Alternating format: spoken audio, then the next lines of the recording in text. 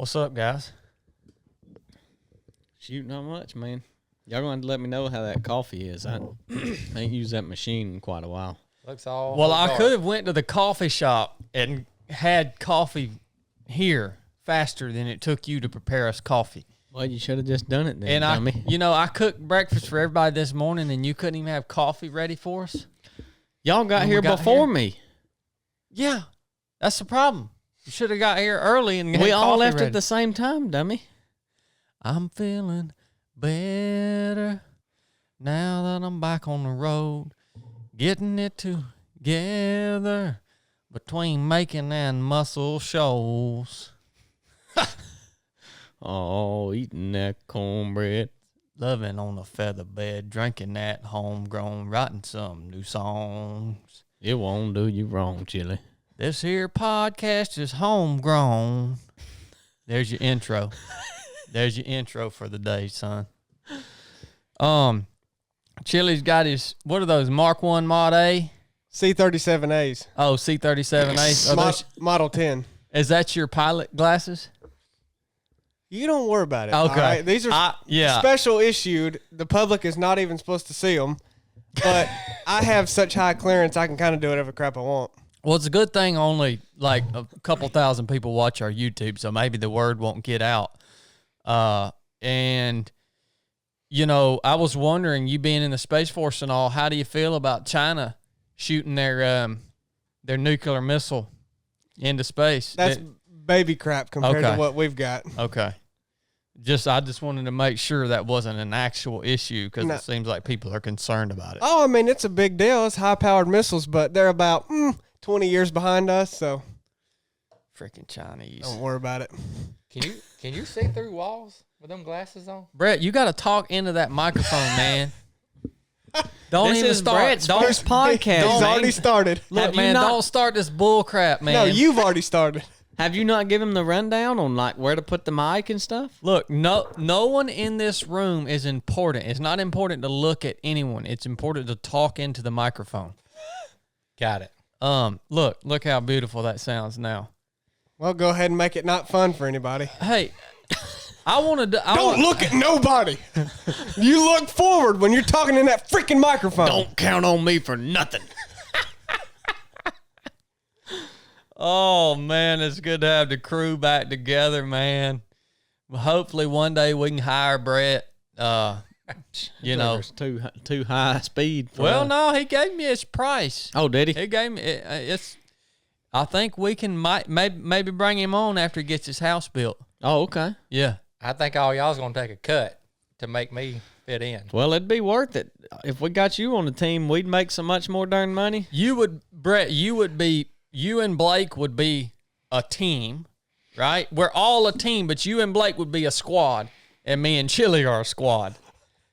That's the way I see this thing going here. Sounds like me and Blake would be doing all the work, Well, and you and Chili would be doing all the yeah. events. Well, I mean, that's how it is already. It just, I do all the work and they do all the events. So, Hey, man, I want to take care of a little housekeeping. The first thing I want to show you guys is this new shirt we've got coming out here. If you're watching on YouTube, this is the Mandate Freedom shirt. You guys may have seen me on my Instagram. I was wearing mine yesterday when I did my rifle review. So these, what do you call, well, these shirts right here, are they going to be on the website for sale today? Well, we needed to talk about it because we're... yeah, Chad, don't put the cart before Look, the horse. just Well, put them because- up for sale, man. Well, just start selling them. there's more to it than that because we got to tell them where the money's going. Yeah, So okay. we- So the 100% of the profits from the sale, is it sale or sell? Sale. Sale. 100% of the profits from the sale of these Mandate Freedom shirts, we are going to give the money away directly to the any public servant, that being a teacher, a fireman, a police officer, a healthcare worker, any public servant that has had to leave their job because of a vaccine mandate.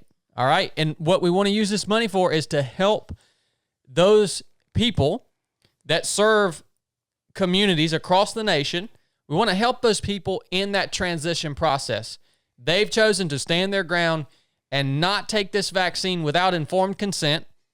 We are not anti-vaccine, but we do believe in freedom of choice. Okay? That's what we stand for here. If you've had the vaccine, we are not here to judge you. That is your call. Good. If that's what you decided to do, good for you. All right? But everybody should have the right to make that decision. Well, the people who have made the decision to not have the vaccine and have stood their ground on their decision and had to leave their career, we want to help them in that transition. And that's what we want to do with the money from these shirts, okay? Now, it's an awful complicating matter because here's the dilemma you're left with. When we sell you a shirt, we have the cost of the shirt, which David Vahey has helped us with this initial batch. He's really got the cost down on these things, which leaves us a bigger profit margin. But when we sell you this shirt online, we then have to take 30% plus, so 30% over what we paid for the shirt, and we have to withhold that from the profits to pay back to the government that's causing the problem that we're trying to fix. Now that sucks, man. That really sucks. It's, I'm speaking of taxes here. So we're paying them 30% of the profits that we're trying to earn in order to help people that are struggling with the unconstitutional mandates that they're enforcing upon our nation. That sucks. We're trying to find a way around that. There's just not a whole lot of getting around it. Blake's talked about putting up a GoFundMe page. I say we can do that, but I think we need to get these shirts up and start selling them and take what is left after the cost of the shirt and then the tax that we have to pay on the sale, take what is left, and that's the profit.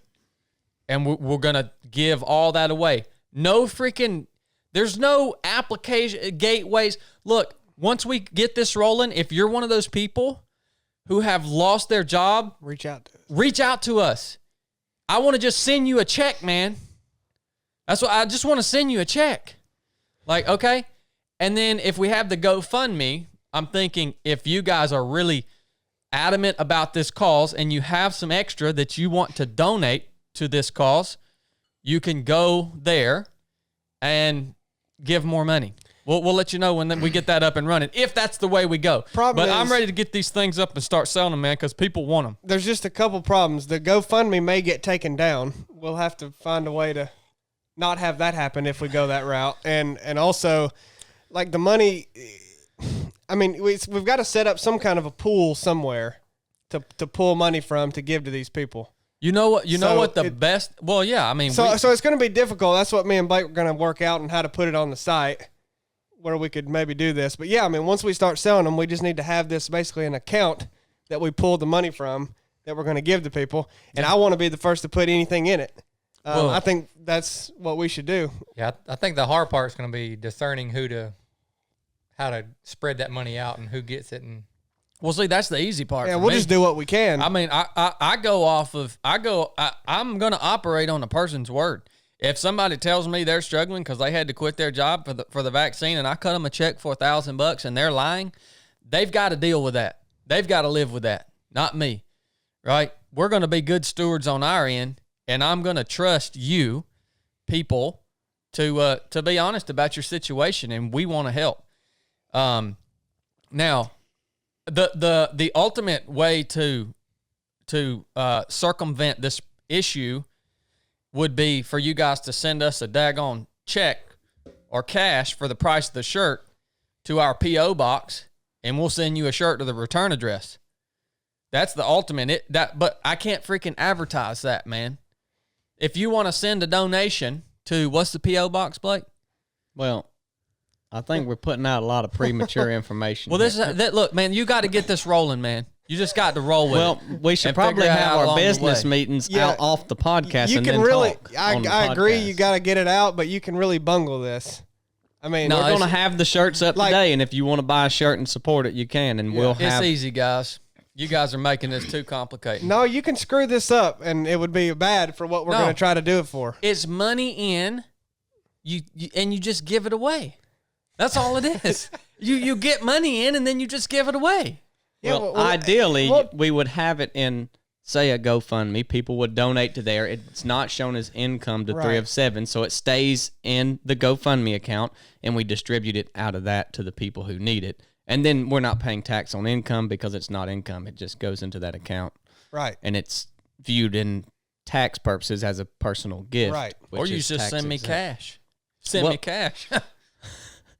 Yeah, I mean, you could send cash, but some of it's eventually going to get lost in the mail. Somebody sends you whatever. You send out $1,000 to somebody, and I'm just. We dude, decided we wanted to do this, and we've worked out none of the details, and then we just announced it, which that's fine. but what, Chad?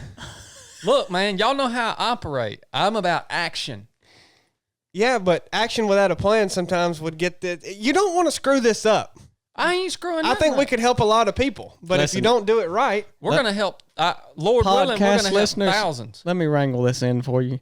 The shirts will be up today if you'd like to purchase one and support this cause. And stay tuned for where to donate money if you should wish to donate some more money. we go. Well, and if you buy a shirt, whatever's profit on it is Yeah. going into that pot. Yeah. So just there you go. So that's that. The other thing the other piece of housekeeping that I want to just squash real quick is on the podcast, the previous podcast. I think that obviously I was speaking from a place of frustration in terms of the church. I want to clear something up real quick.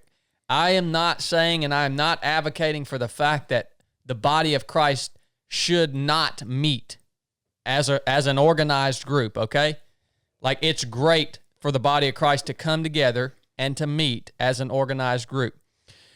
What I am standing on is the fact that denominations within the body of Christ create nothing but division. And I said I wish the denominations would go away, not the meeting of the body of Christ, right? And so where my frustration is hinging upon is how the body of Christ interacts and influences culture, all right? Which it is really, in a big way, in my opinion, not doing. We, the body of Christ, is actually being influenced by culture. We're allowing culture to dictate us in the way we act and what we do in the community. All right, so my frustration is that should actually be reversed, okay? So I wanted to clear that up. We'll go more in depth with that. Blake's been doing a lot of research on that. We'll go more in depth on that another day and hopefully offer some solutions, okay? But I just wanted to clear that up, guys. I'm not saying that organized church meeting people, fellowship, I'm not saying that's bad. I'm saying all the denominations and the a lot of this stuff is what frustrates me and needs to go away, in my opinion. Just wanted to clear that up because I know a lot of people heard that the wrong way, and they probably heard it the wrong way because I probably spoke it the wrong way. Well, that's the difficult thing about podcasts, right? Is everything you say can be misconstrued when you're just on a podcast talking about some random topic. When someone's not asking you specific questions, you can just talk freely, and then anything you say can be misconstrued because you in your head mean this, but it came out this way. Oh, yeah. So, I mean, that's kind of the problem. Happens to me all the time. Yeah. That, Well, you've done a lot of podcasts. I have done a lot of freaking podcasts, man. No telling how many hundreds of hours of podcasting I've done. So I want to clear that up, guys. So have some grace with me on that. Last thing I'll say on that is just right along with what Chili said. There's going to be things that I say that are going to be wrong. There's going to be things that I say that you're not, that may be right, that you're not going to agree with. And that is the nature of this beast, man. That is the nature of me and Chili and Blake committing ourselves to get on here and share our thoughts twice a week. Well, and if you're upset that we let you down, it's because you've put your faith in the wrong place. It's not the nature of us three. It's the nature of humanity in general. Yeah. And that's why you can't put your faith in us, and you have to put your faith in God, because every human that you rely on is going to let you down. Is going to tell you something wrong. Is going to screw something up. So that just points you back to why you need God. All right. I'd say that's enough housekeeping. Other than we do have really nice shorts, BOA, 100% American made shorts, running shorts on the website now, and also hoodies. They're awesome, dude. Chili, solid work on that, brother. Yep. Hey, we've got our brother Brett Childers on the podcast today. Brett did the paddle mission with me and Chili, and that's what this podcast is all about. I'm going to break into the annals of my journal right here. The what? Son. The annals? This is the annals. This is the first time we've searched the annals of my Search Chad's annals. writings here. That Might find a hemorrhoid or two. So I kept a journal day by day when we were out on this mission. And I want to tell you, man, you know, I can only speak for myself. I know this was something that I wanted to do. Chili just came to do me to provide entertainment for me out there. Brett came last minute. This is something that I wanted to do for a long time. And it was really, for me, the defining mission of my year this year. Like I'll always remember doing the Altamaha in 2021. It impacted me greatly, both positively and negatively. I've been in a terrible funk. I just came out of it yesterday. So I'm working my way up out of it. It really impacted me in a lot of ways. And we're going to hash it out here. And it impacted me so much to the point that I want to be able to share it with other people. Like I want to be able to take people out on this mission. So we are going to take a team out to do the river, to do this mission next year, Lord willing, next summer. We'll be putting out the information on that. It'll go out first to our basic course graduates. And if we can get a good team together to do this, I want to do it. We're actually kind of restructuring the way we're going to run training next year based off of some bigger, higher end, more difficult missions like this through paddle right here. Just real quick, for you guys that don't know what we did, we went and paddled a river called the Altamaha River.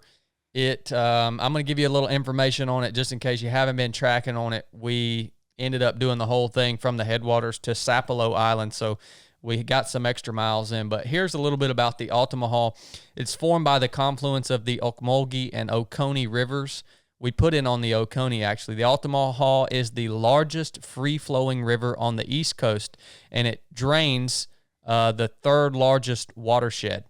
It has been designed or designated as one of Nature Conservancy's 75 last great places because of its unique character and rich natural diversity.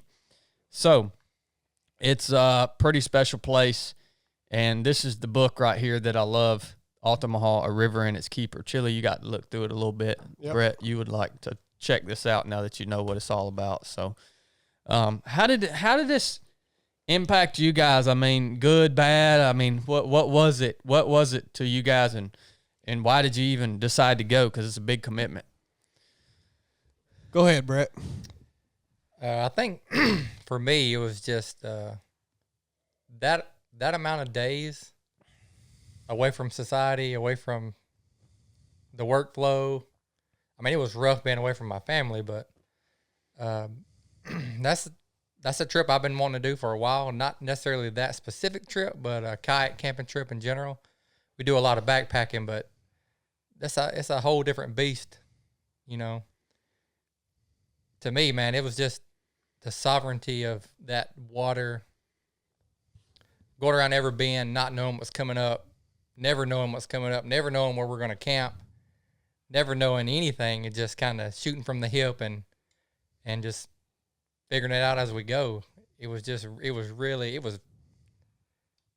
looking back, now that we have a little bit of time to think back on it, it's definitely a life-changing event, a journey, whatever you want to call it. So for anybody who's thinking about committing to a trip like this, it would be well worth it, in my opinion. You were forced to detach from society more than you even wanted to, weren't you? Yeah, I think day 1.5, my cell phone stopped working. So yeah, I had the luxury. I think God did that on purpose. I think he did too, because yeah, Because I was already in my head thinking I could work from my phone and kind of do some stuff so I don't get so backed up. But yeah, it was nice, to be honest. It was really nice. yeah, the length of it. There's definitely something to be said for the length of it, because when you run a 3-day mission, like the basic course, for instance, the first day you're just kind of feeling it out. The second day you're really getting into it. The third day you're in your flow. Your team's working good, and then it's over. So the length of it is a huge piece of this mission right here that makes it so unique. You get truly, after 8 days, you're truly immersed, I think. What's up, Chili Wee? Well, I think this is unique for me because there was nothing special about it to me. Like, I didn't have the pull that you had to it specifically, and I mean, I think that's fine. I hadn't met Emmy. I hadn't ever done anything on the Altamaha River. I don't have a connection to South Georgia like that. I don't, there was nothing that would make me have done that on my own, or anything. But, and then when you started talking about it, I was like, well, I don't want to do that. I had no desire to go do the Altamaha River, and didn't up until the point we did it. I mean, at no point did I want to go out there and do it. I never got excited about it like you did, but, y'all were giving me crap the whole time because I was saying I wasn't going to go and everything. But, ultimately when it came time to do it, I was like, yeah, I'll be there. And just go do it for you, because I knew you wanted to have a good group to go, and luckily Brett was going to go, but so I did it for you, and because I knew it was special to you, and that's really the only reason that I went and did it. And I mean, I'm glad I did. I also like doing things that, I feel like I can do anything. So just because I've never paddled before, or don't like to even paddle per se, I mean, I was like, I can do it, so I'll just go do it. Chad wants me to. Mm-hmm. I'll do it for him. And I don't think any of us had ever paddled much. No, I mean, I did like that it was unknown a little bit. Yeah. That there was not all this stuff to even prepare for. It was just go do it. And I was like, I can do anything. Yeah. But yeah, I did it for you. I mean, that's really why. Well, about the only preparation we did was we bought our boats, which is not boats, kayaks. A good kayak for something like this is not cheap, man. Like, you need a boat that's at least 12 feet long, that's capable of carrying hundreds of pounds of extra gear, that's hopefully really nice and stable, and comfortable.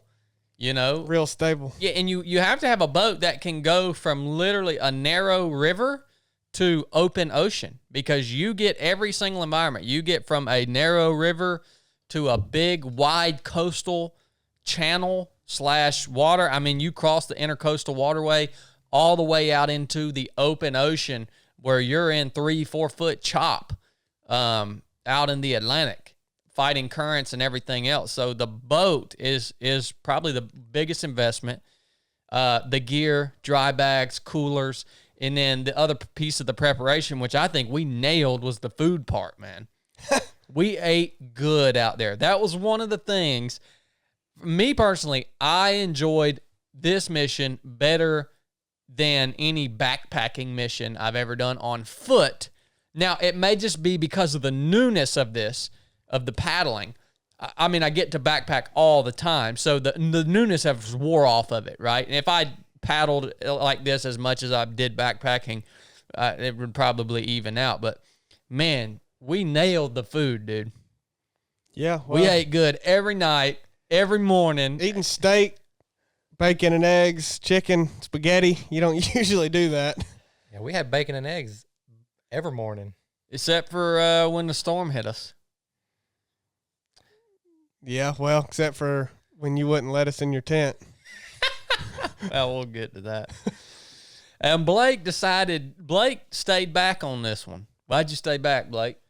I had just been doing too much and felt like I'd been telling my family no more than I should, and just didn't feel fulfilled in that part of my life. And we travel a lot for work, so I thought, okay, if I can get 7 days off of work when I'm already traveling a lot, is it really right of me to take that time and go do this and leave them home again and not go fill up on that side, the family side? And so the biggest thing that I didn't like, I wanted to do the mission. I thought it was going to be fun, but the biggest problem I had with not going was that I'd already made the commitment. I really take seriously the things that I commit to, and no matter how small, whether it's, going on a run with a buddy or something big like this. And so breaking the commitment was the hardest part for me. Actually, I wanted to stay home and spend time with my family because I knew that's what I needed to do and I would get more enjoyment out of it. So that's what I ended up doing. I appreciate y'all bearing with me and understanding and backing me up on that. And we went and had a good vacation, did a couple of little small trips, and it was good. We had good time with the kids. We were laying in the hotel room, and we got up, or Blakely was sleeping with me in the bed, and she rolled over and she said, Daddy, I'm having so much fun with you. I'm so glad you didn't go on that basic course. That's when I go out of town, she calls it the basic course. And so I said, well, if there was ever any doubt whether this was the right decision or not, then that just reaffirms it, because there was no leading question into trying to get her to say that. She just said it. So that was that's pretty cool. Yeah, good decision. Yeah, great decision. You took some pimping on that, making that decision, though. You weren't going to back out. No, I didn't want to. You were going to grit through it, son. I didn't want to. That's pretty cool, because I think that's the hardest thing you can probably do in life is try to find this balance. And I know sometimes Chad doesn't like the word balance, and I don't even either. But, there's a balance between how you're going to spend your time. And, I don't have a wife and kids, so I can't even put myself in your shoes. And Chad doesn't have kids, but he's got a wife, and Brett's got a wife and kids. And so, how you decide when you're supposed to spend a certain block of time with them versus doing whatever else, I have no idea. That seems very difficult to me. But I think you just have to do it. What I see you do, and I think you do a good job of it, is basically take things as they come and let God lead you. And I think that's how you're going to make that work. And I think, yeah, you're right. You did do the right thing. You sure did give me a lot of crap when I was saying I wasn't coming. Oh, but, but no, I think it's pretty cool, really. Well, and that, it's probably to a fault that I am that way with commitments. Everyone always gives me crap like, oh, Blake won't ever commit to nothing. You can't get him to commit to do anything. But it's because if I say I'm going to be there, then like at that point, in my mind, I have to be there. Me too, and yeah. Nothing can come up to stop it. And so that's why I never commit to many things, because I know in my mind, I'm not going to back out of it. And so I need to pick up that habit. I busted out the old Blake playbook on that one. It's two ends of the spectrum. It can be bad because then you don't commit to anything because it's that big of a problem to you. And then on the other hand, you commit to everything and back out. Not that you do that, but that's two ends of the spectrum. I'm definitely more apt to commit to something, a trip or a mission or whatever. Yeah. And not always the best idea. So I'm gonna start with this entry on day one. This is kind of purely from my perspective, and then I want you guys to comment on how you felt on your day one. All right. Just to preface this, Chad gave me and Chili the option to read this journal, and even kind of Oh yeah. put our 2 cents in, I think we made a really good decision on just not knowing. Yeah, I didn't read any of it. Well, I mean, We may regret that, but the great thing about you guys not putting your input in here, and just me writing it, just me, is that it's very well written. So that's the great part about it. What the crap? So, per Chad Wright. Well, I don't remember a lot of this trip. well, maybe this will spark your memory on some of it. Well, Yeah. we'll see. But I know You probably don't remember a lot of it because you were in this freaking slog haze. Just by day 3, you were just completely out of your mind. So, Well, you're there's gonna be lies so baked into that journal. no. The hand of Satan's been on that journal. I think I'm gonna camp in this 4-wheeler trail right here. Yeah, stumbles up the hill through a bed of cactus. I think I'm just going to bed down right here in this road. I think we're on day 1. Yeah, so all right. skipping ahead. Here, all right. 06 October, day 1, Altamaha River. Total miles covered on day 1, 22.5 miles. We put the boats in on the Oconee River 2 miles upstream from the headwaters of the Altamaha. Nowadays, there are very few challenges or adventures that excite me. Standing on the boat ramp after loading my kayak with gear, I felt that old sense of excitement only brought on by a new challenge and a totally new skill and adventure. There was a creeping thought in my mind we might not actually finish this thing. We didn't even know if our boats would float after loading them with all our food and gear. This sense of not being quite sure of the outcome made me feel alive, and it assured me that I had chosen the proper challenge. We prayed and hugged Blake and the girls goodbye and pushed off the concrete boat ramp into the deep flowing waters.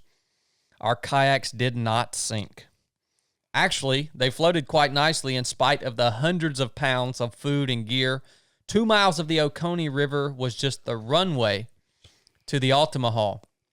We went slow and got a feel for our newly loaded kayaks. Around the third bend, the headwaters of the Altamaha appeared on our left. The current picked up, and we were gently sucked into the waters of the Altamaha River, which we came to meet. Highlights of the day: Chili trying to jump off the train trestle.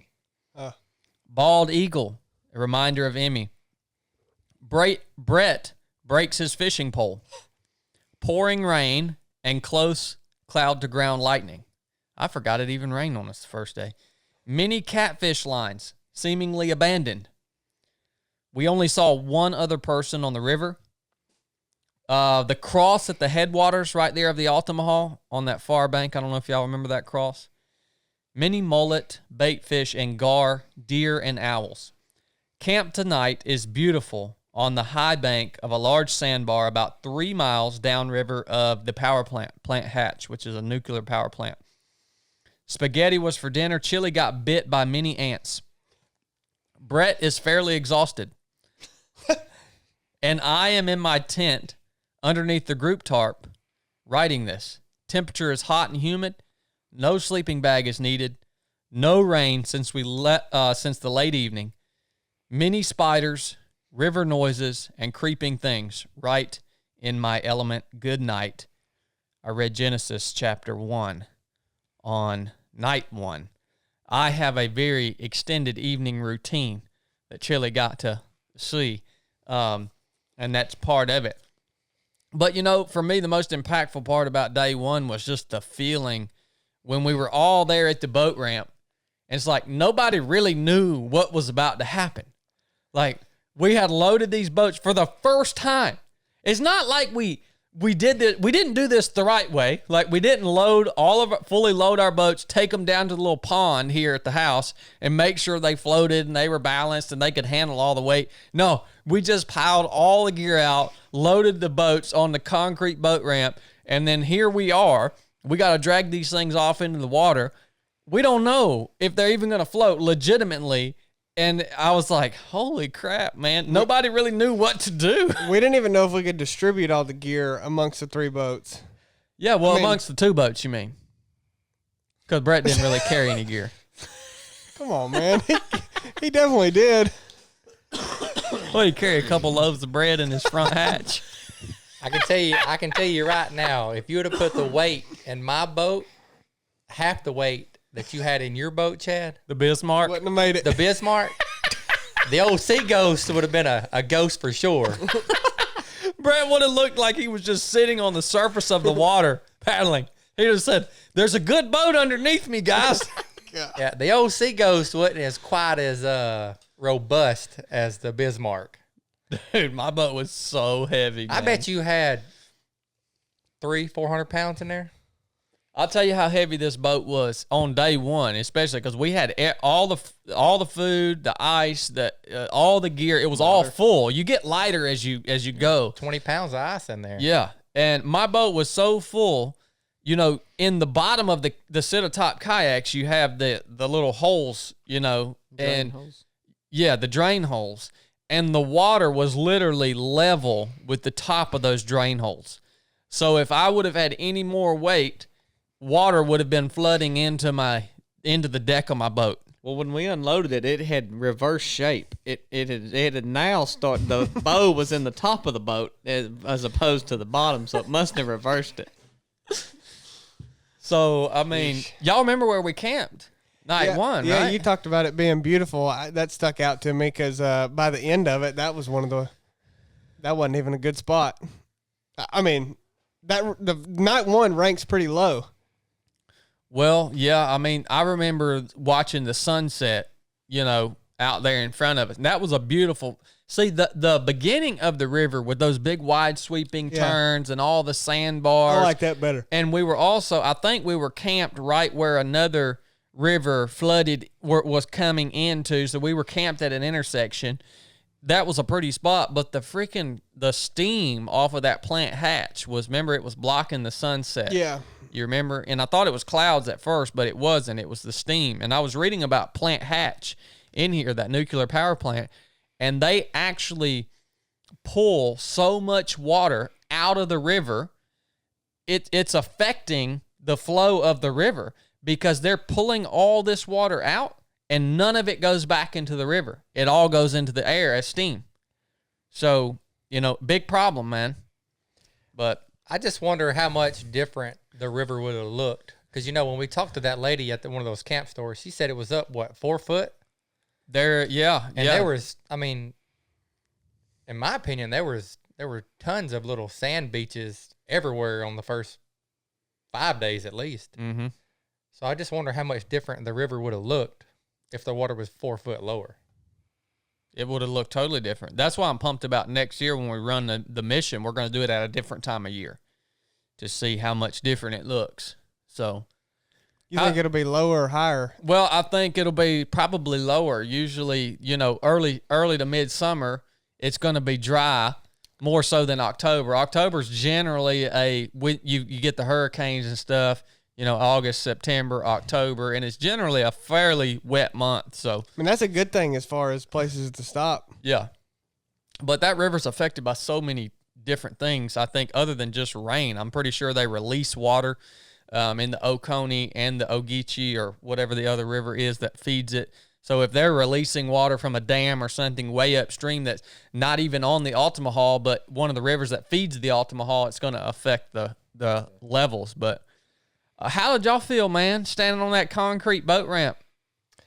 Yeah, it's a surreal feeling leading up to it, the weeks leading up to it. Everything that goes into it, you don't realize that until you launch. Like when you launch, it just got real. So the whole ride up there, I was good. As soon as we got in the water, it's like, this is really about to happen. 7-8 days. This is about to happen. Can we make it? Yeah. Was the question in my head. We had no clue. How much fatigue are we going to have? Because for me, the first day was probably my first day was my roughest day as far as fatigue. Second day, I wasn't feeling well, but other than that, I mean, your body just kind of adapted and got used to it. It really did, yeah.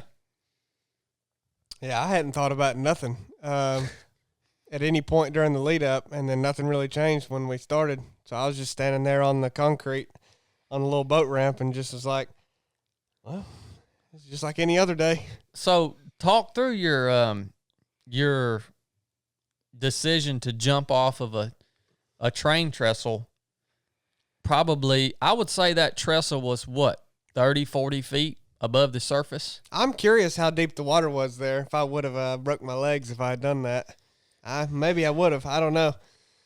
I thought it was pretty deep, but I wanted to jump off of it. And basically, the only reason I didn't was because you were very much against it, and I did this trip for you. So I thought, well, I won't do it then. Yeah, first day, multiple broken bones would have probably put a damper on our trip. Well, you ain't got to have your legs to paddle. Chili, No. he almost convinced me to jump with him. No, Brett was excited about it until Chaz started crapping on it, and Brett was like, oh, no. And I was still going to do it, and then I thought, well. So you guys know. A lot of my decisions were based on, I had to keep reminding myself I was doing this for you. So I didn't do a lot of things that I was going to do.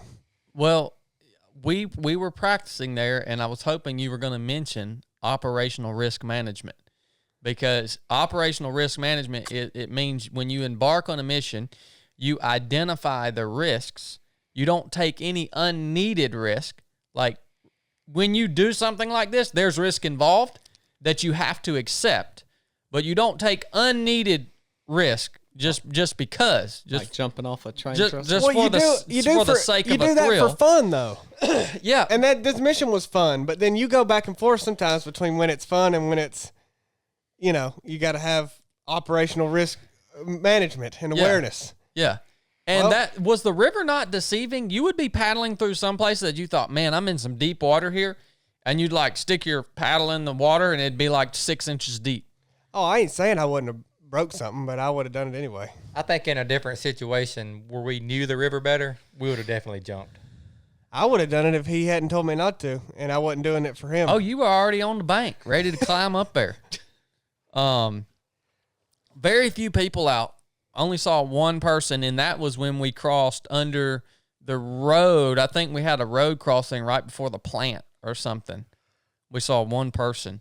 So pretty remote. Yeah, man. And that was day one. Y'all got anything else on day one? I don't even remember the rain. I thought we saw more people. You remember the one boat Yeah. off to the right? They were We went under bridges. yeah, they and- were having some extracurricular activities. That wasn't day one. That wasn't? No, that's way on down the line. Seriously? I'll get to Well, that. we passed bridges. I thought there was people working on bridges. That may have been another day, too. That was another day, yeah. I remember the rain well because that day it was odd how it kind of drug on because We started off really slow. Yeah. Remember floating down the Oconee? Yeah. Like, and then it was storming, man. We were hugging that bank.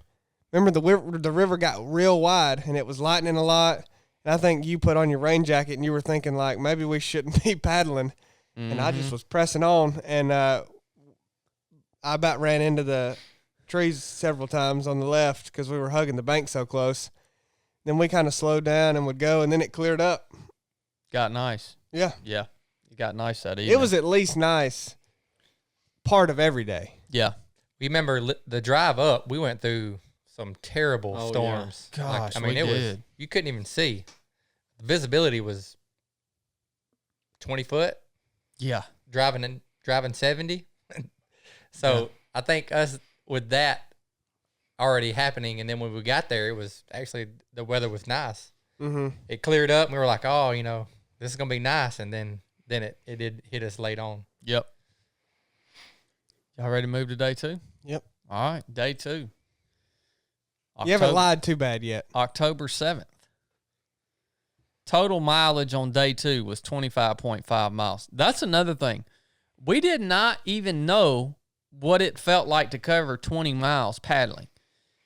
Our goal was 20 miles a day.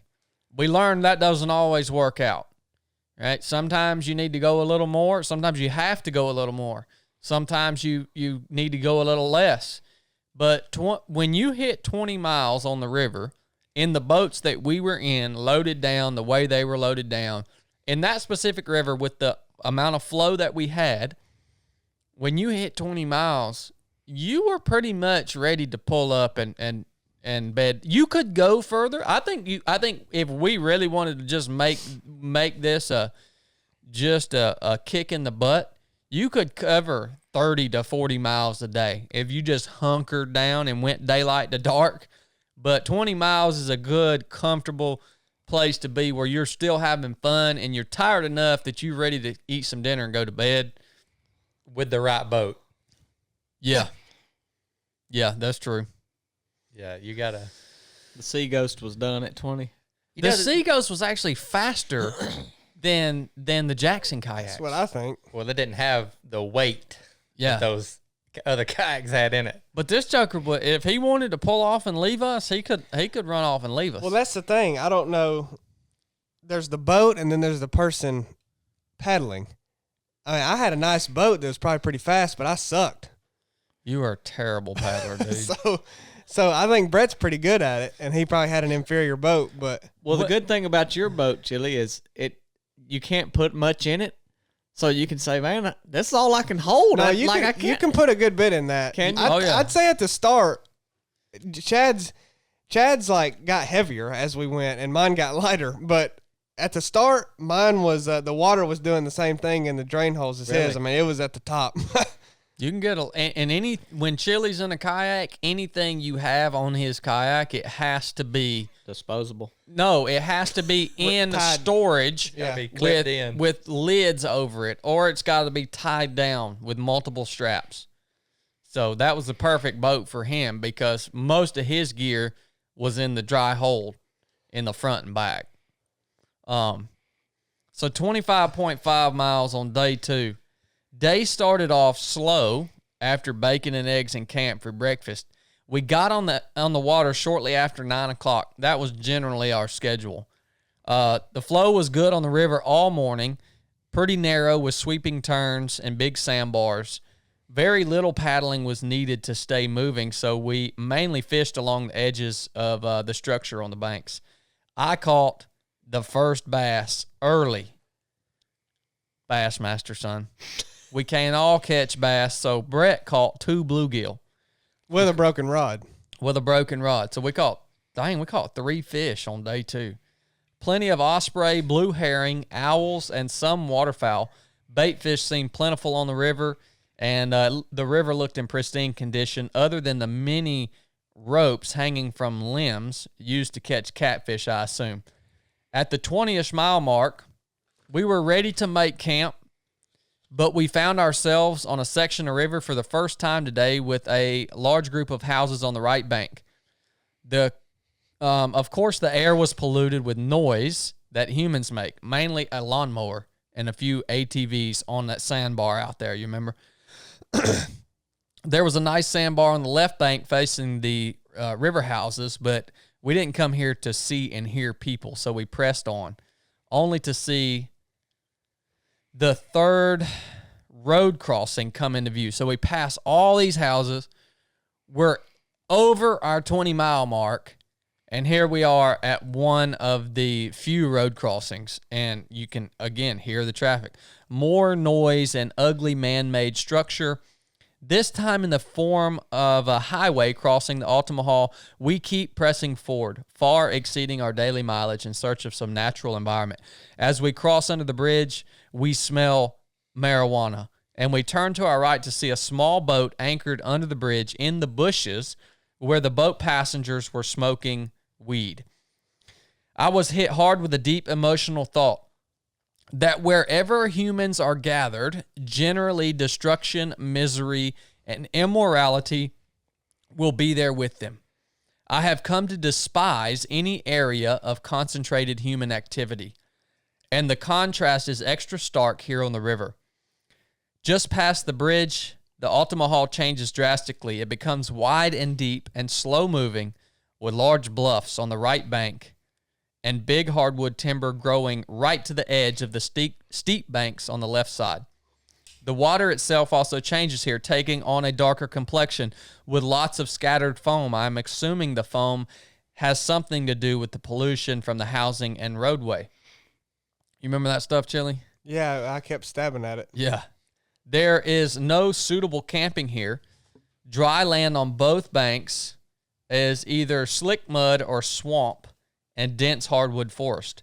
At 25.5 miles, we finally found a small sandbar on the left bank, elevated above the mud and the swamp that surrounds it. No rain all day made camp setup easy. We cooked steak and potatoes over the fire. Firewood can only be found in the willow trees by searching for dead wood that was washed into the willows and hung there during some time when the river was flooding. Mosquitoes are thick, along with owls, and one pack of coyotes we heard in the distance. Long talk around the fire tonight after dinner while Chili laid in his tent, which was his SOP, standard operating procedure. It's 11:10 p.m. now. I'm out. Highlights of the day. First bass and bluegill on the river.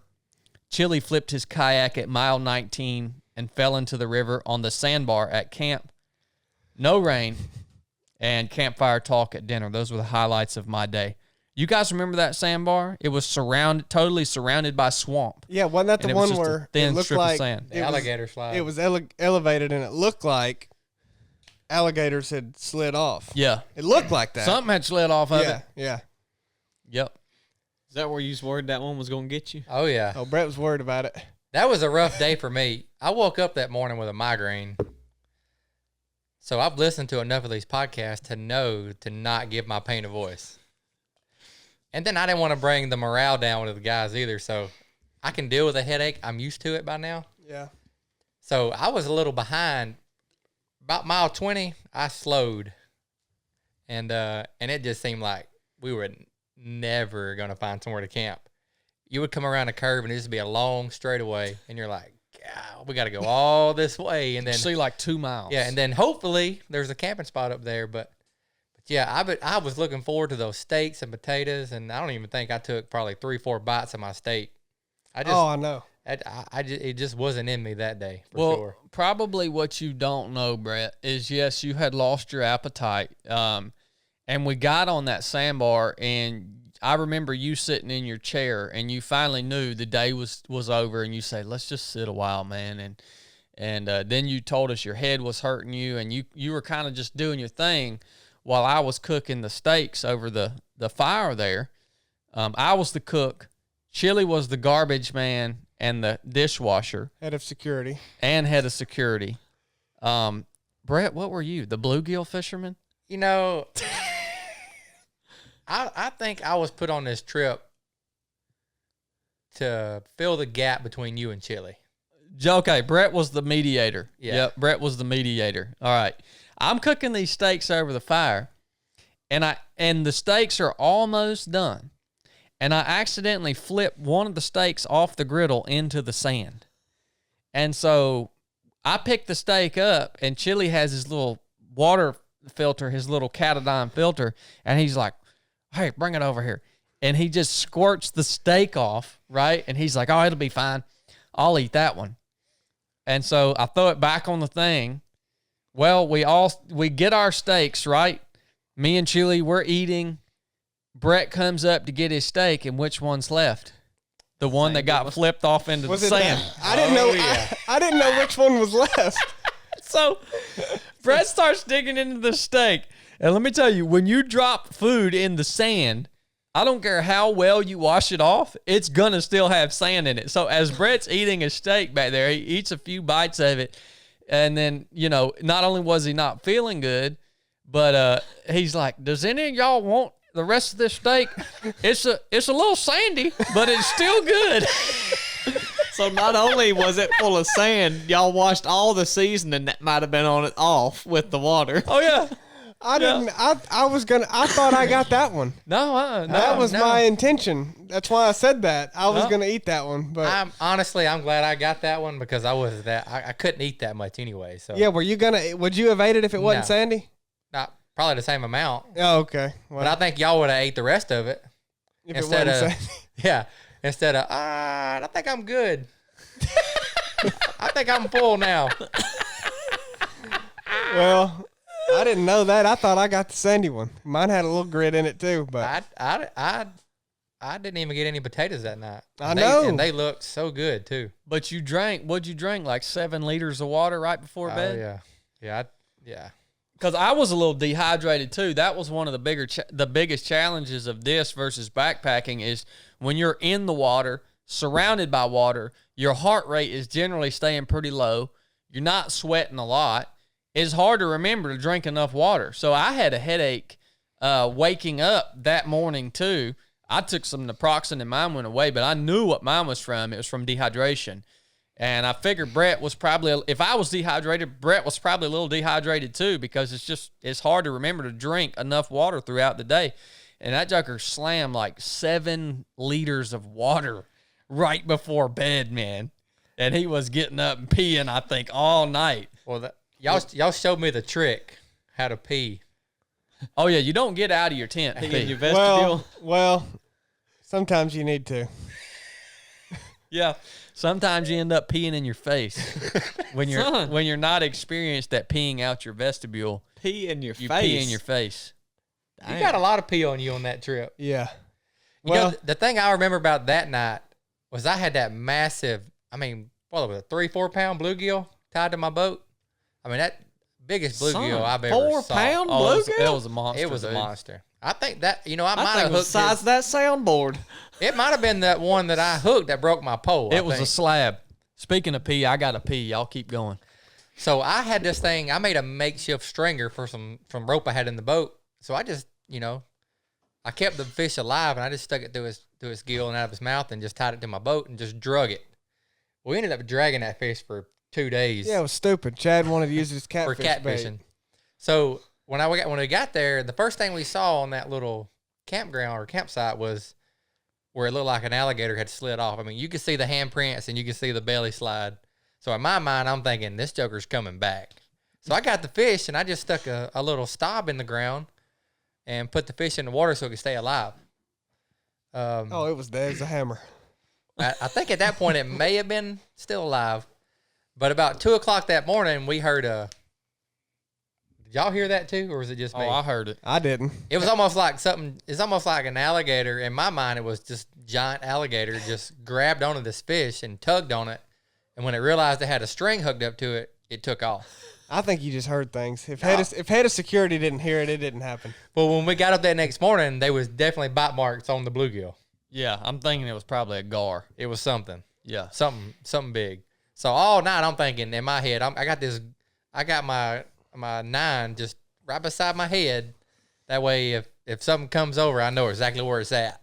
And I'm thinking about the swamp videos that I watch on TV. I'm thinking I got a little bitty spot to shoot this thing in the top of the head to kill it, and it may take every round I got to hit it. Well, Chili had that hog buster at the ready. Oh yeah, that hog buster would have.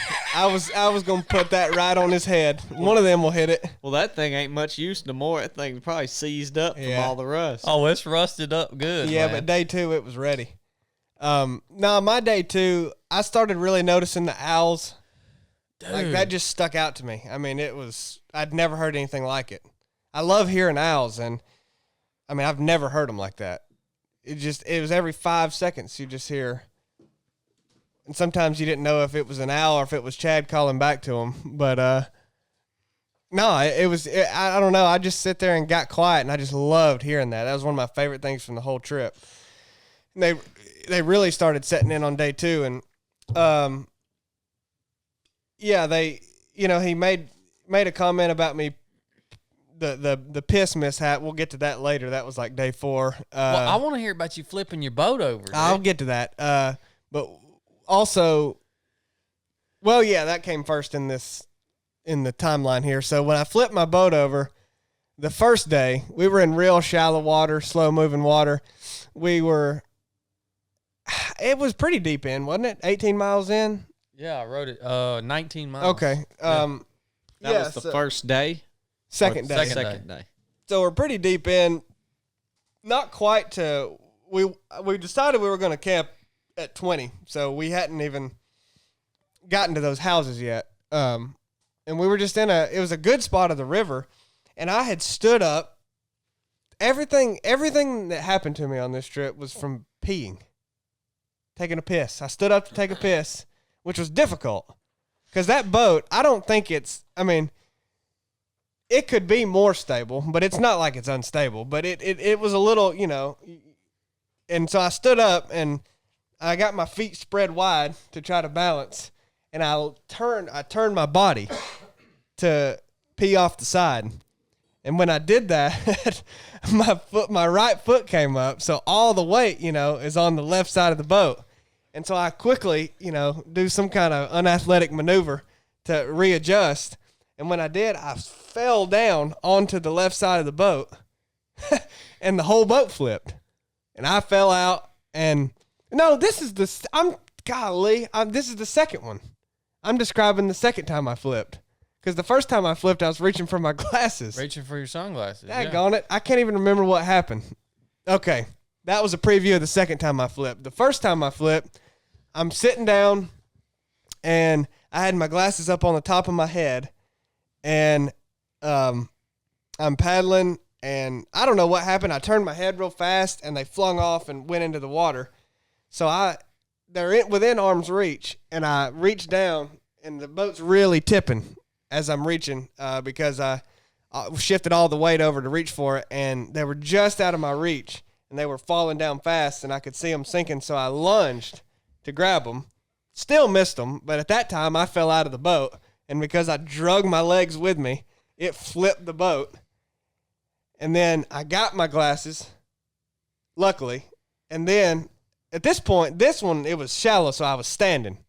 And I just scrambled to get all the gear. I flipped my boat over, and I saw stuff sinking, and I grabbed my shoe that I had laying there. I grabbed my bag. I flung it back up there. I put my glasses on my face. My hat came off, and I grabbed it. And then I got everything back in the boat, and then I got in it. And then about that time, Chad comes paddling up, laughing with his phone out. Freaking dick. But I was just frustrated. I was pissed that I even fell over, because I was like, man, they've got their gear in this boat. I've got my gear and some of theirs, so I put everything at jeopardy. Like, you know, if it wasn't for those dry wells, I would have gotten all that crap wet. It did get water in it. Semi dry wells. Yeah, they did get water in them. So I was just mad that I fell over. I mean, it was an accident. You know, I wasn't being reckless. I mean, I just lunged for my glasses. I didn't. But, yeah, I was just mainly frustrated. And then when Chad comes and makes a freaking joke out of everything.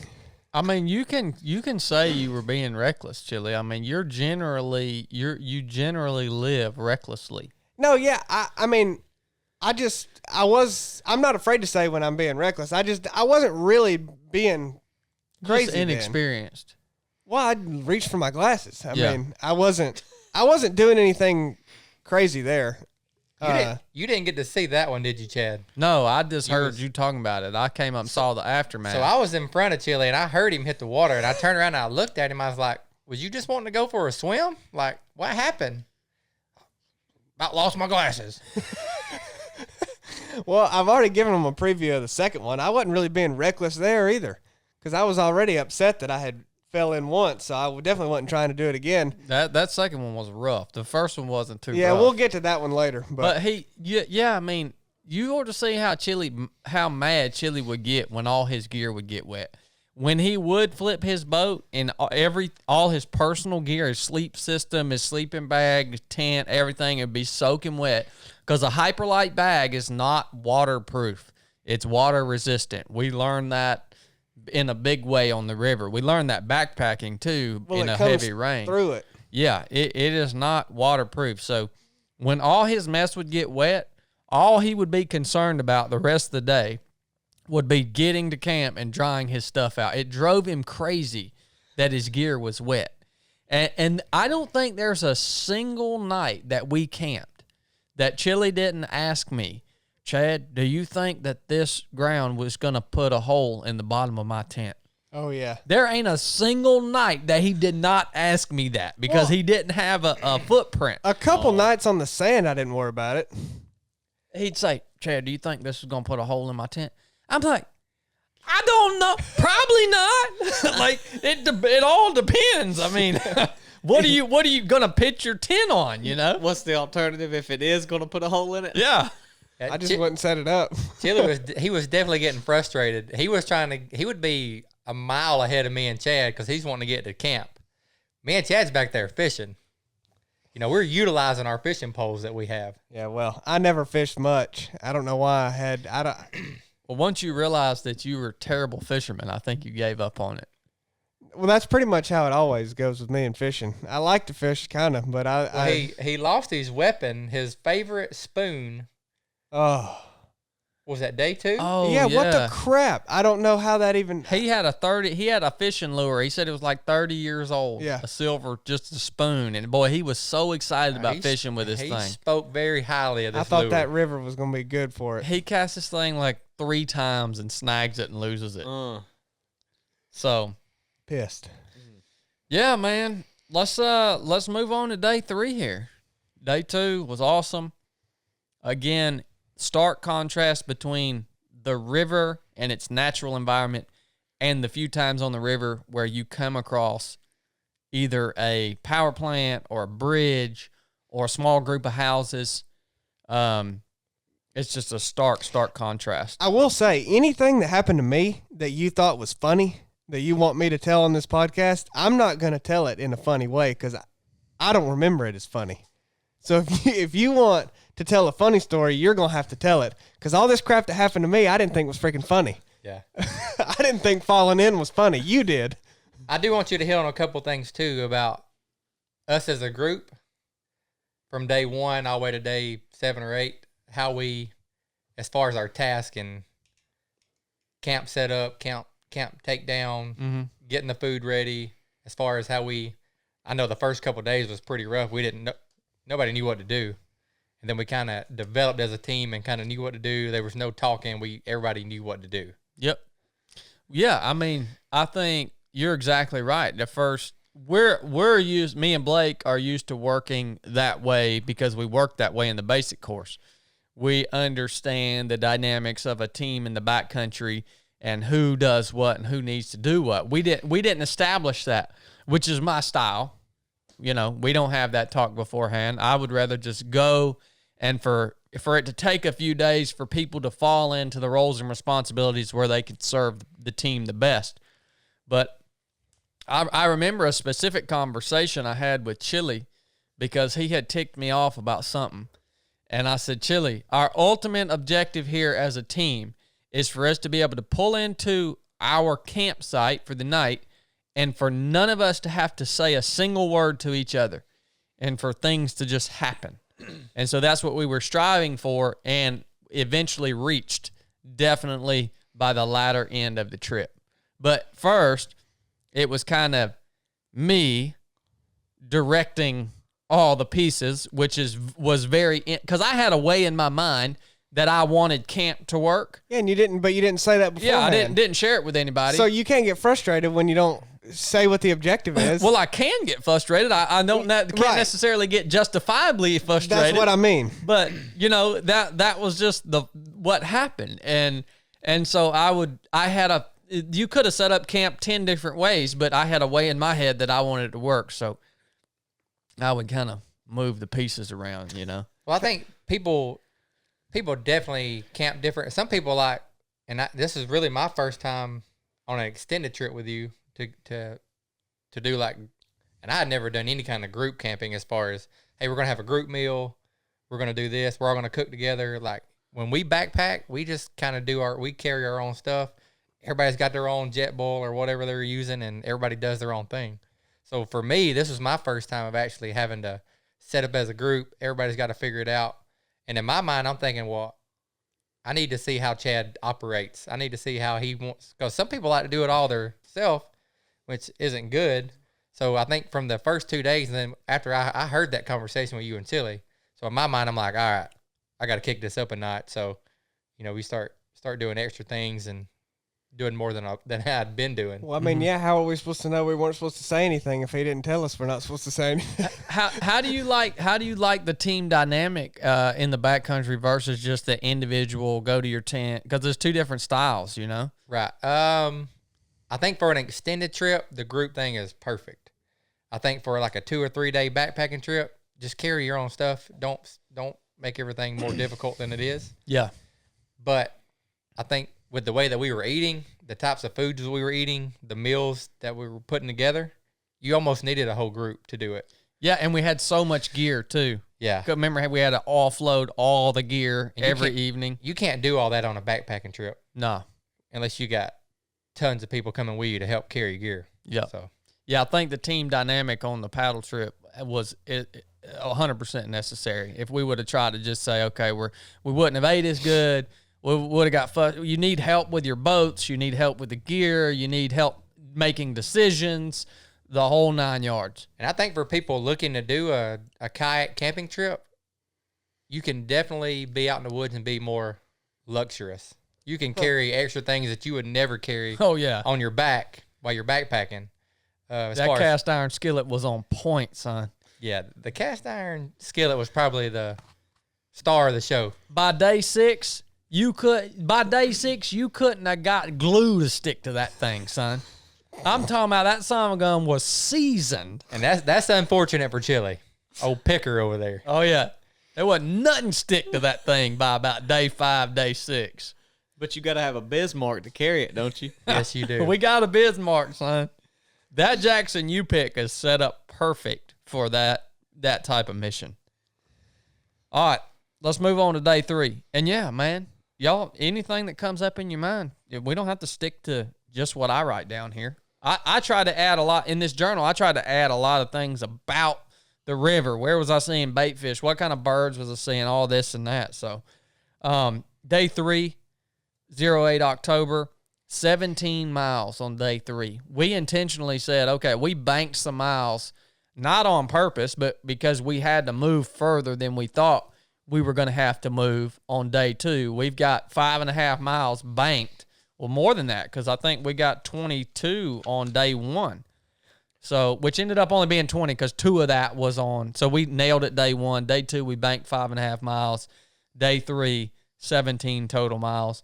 I was awoken this morning before sunrise by the sound of thunder rolling across the pre-dawn sky. Y'all remember that freaking thunder, man? It went literally from one end of the sky, and it would roll all the way across the sky. Well, it was lightning all night. Was it? Yeah. I mean, I woke up one time. I didn't never check my phone, but it was probably between midnight and 2 in the morning. And it was just flashing lights. I was like, what in the world? And it was lightning with no thunder. And then I probably woke up again, I don't know, probably about 7 o'clock, and it was time to get up, and it was doing it again, no noise. And then the thunder started around, it was weird. I mean, it was like just this lightning show. It was rolling thunder, man. It woke me up. Rain was lightly falling, and I slept intermittently until about 8 o'clock. When I heard Brett and Chili stirring around, without time to write this entire sequence of events here in this journal, I will say by 0900, I was trapped in my tent while an extreme thunderstorm was releasing its full fury on us, camped on a sliver of sand with rising waters. Brett and Chili had already taken their tents down. Don't know why. And they squatted under some willow trees while the storm bared down, refusing to accept my multiple invitations to join me under my shelter, which was still in place. Once the lightning slacked up and it was safe to get on the water, we did so in spite of the still pouring rain. We paddled hard until lunch, noon, where we stopped at an empty public boat ramp. While we prepared our food in the rain, blue skies were approaching our location from upriver, and it finally stopped raining by the time we were ready to get back on the river. We slowed our pace for the first time this day since the rain had stopped and soaked in the beauty of the Altamaha, floating and fishing in the now swollen river. Good flow today, very little paddling needed. It was to cover distance after lunch. Very little human presence on this section of the river other than one small boat ramp and a few scattered houses, one of which we stopped at and filled our water bladders up from an outside spigot. Still plenty of sandbars suitable for camping. River has a clean appearance with fewer trot lines and signs of human pollution. Still a significant number of bait fish present. Owls and herrings are plentiful. I've also seen a number of waterfowl at camp this evening. Camp is on a beautiful sandbar tonight, just upstream from Jessup, Georgia. Some old wood pilings are visible on the river just downstream. The night sky is spectacular here with thousands of stars visible and multiple shooting stars. No moon. Mosquitoes are still thick after sunset. Weather tonight is great and no rain. Slightly cooler temperatures, hoping for a dry morning and a good hot breakfast. Highlights of the day: morning storm, the night sky, sunshine in camp, drying our gear out because we camped up early, only 17 miles in. Everyone seemed to be in good spirits. Those were the highlights of the day. That storm, man, that was probably one of the worst storms that I've set out in the backcountry in terms of lightning. Lightning was intense. I mean, I think I was counting, sometimes it seemed like 5 to 10 strikes per minute for a period of time. And all of those strikes were within a mile from you would count from boom to flash, and you would boom and then almost immediately flash. They were just hitting all around us. It was intense, man. And I wake up, I poke my head out of the tent, and I said, daggone, boys, it's getting awful dark out here. And I said, I'm going to sit in here and drink some coffee and eat me some oatmeal and see what happens here. They're standing around. They're ready to go, right? And so by the time I'm done with my coffee and oatmeal, the lightning has started. The rain hasn't hit yet. And I just remember, I think it was Brett being like, well, if this lightning picks up, well, let's get on the water. And if this lightning picks up and gets dangerous, we'll just pull off the side. And I was like, at what point do we determine the lightning has picked up and is dangerous? Because I think it's pretty dangerous right now. And about that time, son, the fury of the storm unleashed. And these jokers crouched down in some bushes. I yelled out 2 times, hey, y'all want to come get under my shelter? Because I had took the internet of my tent down and it was just the rain fly up. Tons of room in that Copper Spur hotel thing that I was camping in. They're like, nah, we're just going to be out here under these trees and lightning drill. So they sit out there for nobody said anything. 30 freaking minutes, dang near get hypothermic. He just completely made that up. He was yelling at us and we didn't answer. Y'all go ahead. Oh, he's yelling at us to come in his tent, and Brett looked at me and I was like, I ain't going in his tent. We didn't say nothing back to him. But Brett, you need to tell how he lied about what he did that morning. Yeah, so what I remember, I was still in my tent. I couldn't see outside because I still had my rain fly. I was still completely set up. So when I wake up, the first thing I do is roll up my sleeping bag, and then I roll up my pad, and then I just get everything packed up, ready to go. So all I got to do is take my tent down, and we can go. Well, Chad's walking around. We might want to get going. There's storms coming. So, I don't remember that. Yes, Chili, is that what he said? That Ain't verbatim. Memory sometimes fades, but yeah, he was walking around like, oh, yeah, we got to go. So in my mind, I'm like, all right, well, I need to rush and get this all done so we can get on the water. Well, I get mine took down. Tilly gets his took down. It takes Tilly a little bit longer, but he got quicker as we went. The old bull's in there doing his journal and watching his soap operas or whatever he does in there. Braiding his beard. He's in there for so long. Burning incense. Yep. He's got his little compact mirror out, braiding his beard. But yeah, we're out there ready to go. And me and Tilly's like, we might want to get going. And Chad's like, I want to drink my coffee and eat my oatmeal.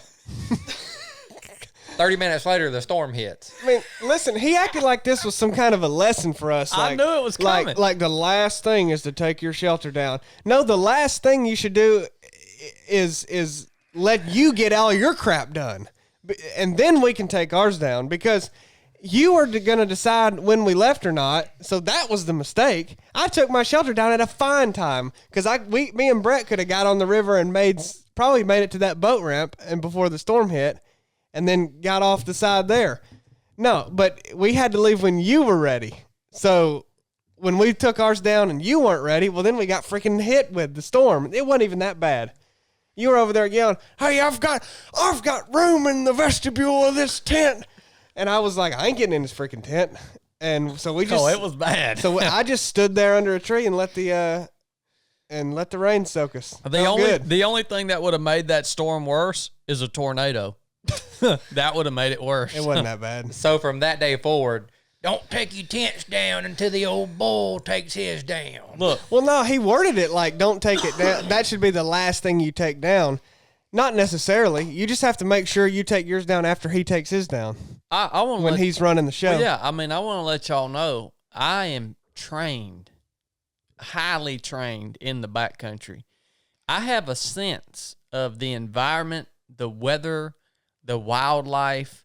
I have really a sense that you guys don't have. If we had left when I was ready, you would have been trapped on the river in a lightning storm. no, we would have got down to where we stopped anyway. So what you guys, 100%. what you guys need to do when you're out in the backcountry with me, you need to watch what I'm doing, because you have to understand I have a sense about these things, barometric pressure, all this stuff. I feel it. All this stuff we go don't ahead. even know. Go ahead and tell me what barometric pressure Look, is. I can feel it in my Yeah, body. go ahead. And just the energy, I can feel it, Go right? ahead and explain that to me, science man. It's hard to explain to you guys because it's really like a sixth sense that you have to develop over much training and much time in that environment. So you guys learned after that, you need to watch what I'm doing because, You get in the good circadian rhythms and track the moon phases and well, no, I don't need all that. oh, So when you see the old bull taking his shelter down, that should prompt you that, okay, now it's okay for me to take my shelter down. only when Well, we're doing this for you and you decide when we're leaving, because I'll I would have tell- just gotten the freaking boat and left when I got mine down. let me tell you, he's right. Glenn Burns, he calls me all the time, and he'll say, "Blake, I'm not real sure what this storm's doing. Will you let me know what the old bull thinks?" And we got a consultation set up, and I'll have to call Chad and say, "What should Glenn Burns report on the weather?" Who is Glenn Burns? Was he Channel 2, Brett? I don't know. You need to start charging for that, by the way, Yeah, Blake. I he's didn't know channel- Listen, I didn't know Chad, he was 2 or still 5. calling you. Chad is so in tune. He caught one bass and Yeah. became the bass master. Oh, yeah. And this joker had 2 tackle boxes and a purple tackle box that he brought with him, and threw every lure in all 3 of those boxes combined and didn't get another bite after that one bass. He was so in tune that he just knew exactly what lure to throw. Were you calling yourself Bassmaster? He was. I am the bass master. I mean, nobody No, else man. caught a single freaking bass, man. You're not Ed Bassmaster. I am the bass master. And the reason we paddled so fast that morning is because these jokers right here were like mildly hypothermic, because they never put a rain jacket on the entire trip. If it could be dumping rain, I they put a could rain be jacket soaking on. wet. Oh yeah, you did.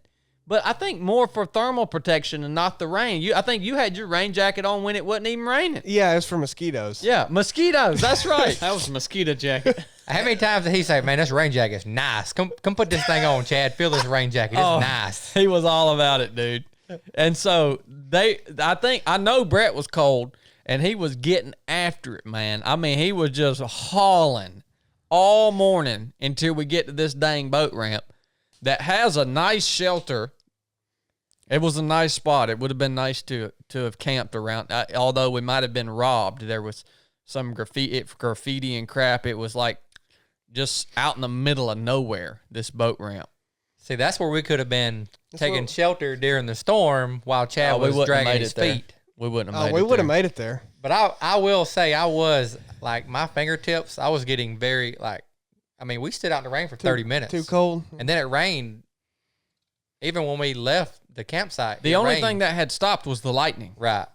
So, like, I was losing dexterity in my fingers. So we pulled over and I cooked a little hot meal, and it got me going. I was good to go. Do y'all remember that camp spot that night? Yeah, the sky was unbelievable. You remember sitting out? That was the first time. The moon was just a sliver, and then it went down. And every night in camp, we would I would cook dinner while Chili paced back and forth like a meth head. He literally looked like a meth addict. He would just pace. I bet he walked 50 miles over the course of the trip, back and forth on the sandbar. That was his way of getting away from the bugs. Yep. Yeah, and so I would get done cooking dinner. Chili would come over and squat down in a third world squat, and he had no utensils, no bowl, no plate, nothing. He would eat his food with his hands out of whatever we cooked it in. And then immediately following Chili eating, he would wash the dishes and he would go straight to his tent. And me and Brett would stoke the fire up and we'd sit out around the fire for 2 or 3 hours every night, just talking and having fellowship. And Chili would talk to us from his tent. Chili's 10 foot behind us in a tent. He would not get out of his tent. Well, because I could have just kept pacing, but I figured, well, it's time to go to bed. And if it was pissing him off because I was walking around going like this. I had some bug repellent. He refused to spray any on it. I don't use that crap. Yeah. But this night sky on this sandbar was just, you could see, Chili called it stardust. I don't know what it was, but it was a streak across the top of the sky. He's in the Space Force, so he should know. It was stardust. But it was just a streak of like, it looked like stardust. It really did. That's how magnificent. Thousands of stars, shooting stars. It was unbelievable, man. That was a sweet spot. Yeah, I think, and Chili said something about this. We talked about it with the light pollution. We were so remote, there wasn't a whole lot of light pollution, so the stars just lit up. Yeah. I think anywhere else, you probably wouldn't be able to see that space dust that we saw because of that's the light pollution. Is it like the Milky Way, like we saw up on the bald that night? Yeah, that's what it looks like, yeah. Yeah, I mean, it was we unbelievable. were seeing, that was one of the most brilliant skies I've ever seen. I mean, Chili did come out of his tent for about 2 minutes to look at it. Well, also, I remember something from that night. We had all set up our tents to let them dry, and Chad starts setting up the fire. I mean, basically, on the door of where I'm supposed to walk in of my tent. Yeah, and I'm like, He was trying to help you with bugs. I'm like, hey man, you're kind of putting the tent right there or the fire right there by my tent, and he goes, you should have thought about that before you set up. Another lesson learned. I thought, Was your tent there first? yeah. And I thought, what kind of psychopath? Chad said, did you not know I was going to put the fire right here? We got this whole beach here now. I mean, what a freak show. I mean, you literally set up your tent. He puts a fire about close enough to burn your tent and goes, well, you should have thought about that when you were setting up. Was he being serious? Yeah, he's Oh, being yeah, been serious of the heart attack. I told Chili from then on, before he sets his shelter up, he needs to pay attention to where I'm setting the fire up. where he's going to set the fire up a half hour later. You need to ask him. You got any ideas where you're going to put that fire tonight so I can get my tent set up? And guess how that would go? Chili, why are you freaking asking me these questions? Stay in the moment, Chili. Stay present. I ain't worried about 30 minutes from now. That's it. I do. You know, that's a really great point, Blake, because I feel like early on in this mission, we talked way too much about days and days ahead. Like there were a lot of moments early on, and now we stopped doing that once we got immersed in what we were doing. But early on, we had a lot of talk about what we were going to do on day 7, who was coming to pick us up, what this and that. You remember that, Brett? Yeah. I remember we would get lulled into those conversations. You know what I mean? And I think it was the unknowns because we didn't know. You know, we assumed after those first 3 days that we could easily find a camp spot at some point. We may go a little further than we wanted, but we could find a camp spot. Well, that didn't turn out to be the case later on in the trip, so we couldn't really count on that. So I think initially we were thinking to get a couple of miles in extra just in case, and it's really a good thing we did that. Yeah, it is. I don't really remember that. Yeah, we did. We would get lulled into it. We'd get lulled into He talking. was in his tent. Well, that's true. That is Yeah, true. I don't know that I did that. I don't know. Yeah. But, all right, day 4. Day 4. 23.5 miles on day 4. 09 October. The day actually started at 2 a.m. when a random redneck in a John boat motored up to our beach, shining spotlights in all directions for about 30 minutes. I was jolted awake by Chili yelling at Brett, "Get your gun ready." The redneck boater finally moved along. I assume he was looking for hogs or alligators, but who knows? Once it was actually time to wake up, we rose to a beautiful but foggy morning, hot breakfast on our private beach, and a phone-in podcast with Blake. We were ready to launch off back into the flow of the Altamaha. After 5 miles of beautiful river, we approached the town of Jessup with increasing boat traffic on the river. We found out why shortly after as we approached a large and crowded boat ramp serving the citizens of Jessup. We tied off on the dock, and Brett and I walked up the hill to Parker's gas station while Chili stood watching our kayaks. We grabbed a bag of ice and a few Gatorades and returned to find Chili eating a pack of tuna. I handed him a cold Gatorade that we had got him from the store, and he refused to drink it. After departing the boat ramp, we passed the dreaded paper mill, where the smell was so strong it burned our throats and made me nauseous. As we passed 3 discharge locations labeled Treated Industrial Waste Discharge with a permit number underneath, I couldn't help but think, what kind of permit does it take to release millions of gallons of industrial wastewater into this beautiful environment? After passing the mill, all fishing activity stopped for the next 5 miles. I did not see a single fisherman. The river looked dead in the water, and air reeked of the chemical discharge for at least 10 miles downstream. Slowly, the river began to recover. Birds became more present once again, and the waters and banks were beginning to radiate the energy that I had become familiar with.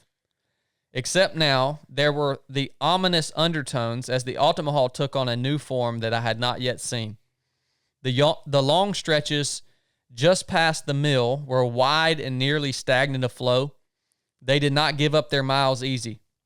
As the river returned to life, it narrowed significantly, and the flow was stronger, and the waters were deep. Both banks were heavily forested with dense timber growing right to the water's edge. I now understand why the Altamaha is called the Little Amazon. I felt as if we could have been floating through a river on any third world country with dense jungle and very little human presence. Water levels were high, I assume, because there were no sandbars or suitable camping areas available for miles upon miles. The fishing activity picked up significantly around mile 20 for the day, 15 miles past the mill, with dozens of rednecks now on John boats checking their limb lines along the flooded banks. This was a Saturday, I think, by the way, so people were out checking these catfish limb lines. All of them were friendly and gave us strange looks when we told them we were paddling all the way to the coast. At mile 21, a storm cloud began to bear down on us and rumble thunder as we became a little desperate for a suitable campsite. Chili was looking poorly and lagging. Chili was looking poorly and lagging behind, and Brett and I were beginning to have to stop and wait for him to catch up. Finally, on the leading edge of a large cut bank, we found a 15-foot-long strip of sand to land our boats, with a short trail leading up to a flat area atop the cut bank.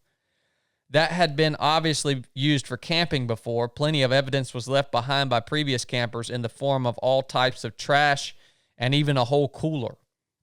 Now filled with stagnant water, a prime habitat for the mosquitoes, which immediately began destroying every square inch of our exposed flesh. Camp set up and dinner were as usual. Except instead of a pristine sandy beach, we were now in dense wood, strewn with the garbage from the campers. It was saddening to think of the ignorance of my fellow humans. I was once one of them. The storm never hit, and we had no rain today other than a quick passing shower. I must say, the life of the river seems to have been compromised, and the energy that it exudes has shifted.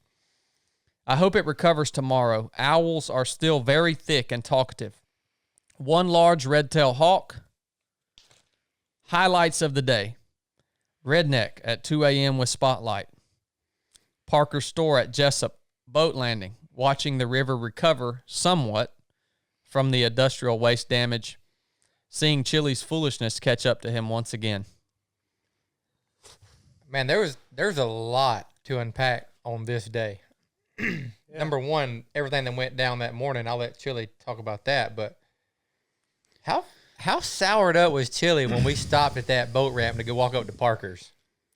He was in a bad way, dude. He was soured up, son. He was. He was not going to leave those boats. Well, starting off the day with the redneck in the John boat shining spotlights, Chili made the comment that if that guy walked up on our beach, he was going to blow his head off with a hog buster. I'm talking about some operational risk management right there. Well, I don't know if y'all know, he pulled his boat all the way up on the sand. Oh, did he really? Oh yeah, that's why I said get your gun ready. Huh. He wasn't just in the middle of the river. Because when I woke up, I just saw him out in the river. When I woke up and watched him for a while, and I assumed, I was like, surely they're seeing this now. But then I waited a while and didn't hear nothing, so I thought, maybe not. And then I was like, well, I'm not going to say nothing until, unless he starts coming up the bank. Well, he pulled his boat. I mean, he turned it and was just coming towards us. And so I'm watching him out of a crack in my tent, and I'm like, well, surely to goodness he's not going to walk up here.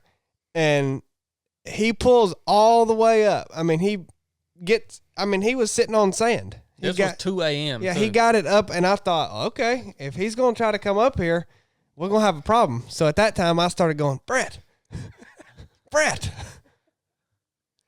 And I went, good gosh, they're not even awake. And I went, Brett. And he goes, what? I go, get your gun ready.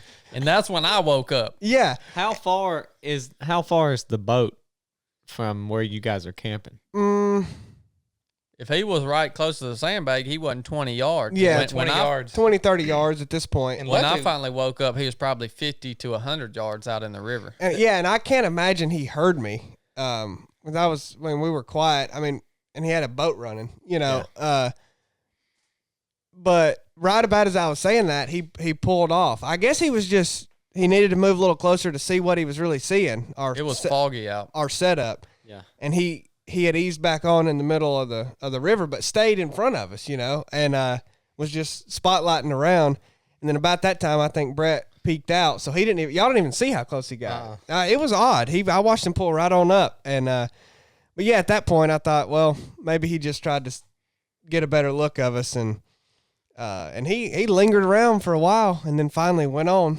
What would have been funny if you just said, Brett, get your gun, and then Chad woke up and you just fired a round off on the hog buster, son. Just skip some Pellets off the surface of the water. That'd have been real funny. Chad would have come out of there like a darn banshee. I'm pretty sure that guy was probably hog hunting. If you remember on that particular campground or campsite, we saw tons of hog. And even that morning when we got up, we saw fresh prints. Yeah. Hog prints. I just can't figure out why he would want to linger around us that long. I don't know why he was lighting us up like that. I could definitely see my tent Yeah, getting lit up. yeah. I couldn't wrap my head around why you would. It's fine, you know. You come up on something that you didn't. He didn't know we were going to be there. He may come there all the time, but then once you are, why are you spending 30 minutes there? If y'all remember, we pulled our boats Way up. way up that day. Yeah. Particularly, the other nights we didn't really pull them up that far. I guess it was just because of the terrain or whatever, but we actually pulled our boats further up because my thinking was, you know, they're going to steal our boats, and then we're going to be. If he ties 3 ropes to our boat, how we getting out of there? You know? Yeah. Become very complicated. Mm-hmm. Yeah, man, you know, you just never know the intentions of people, especially in the remoteness of that environment.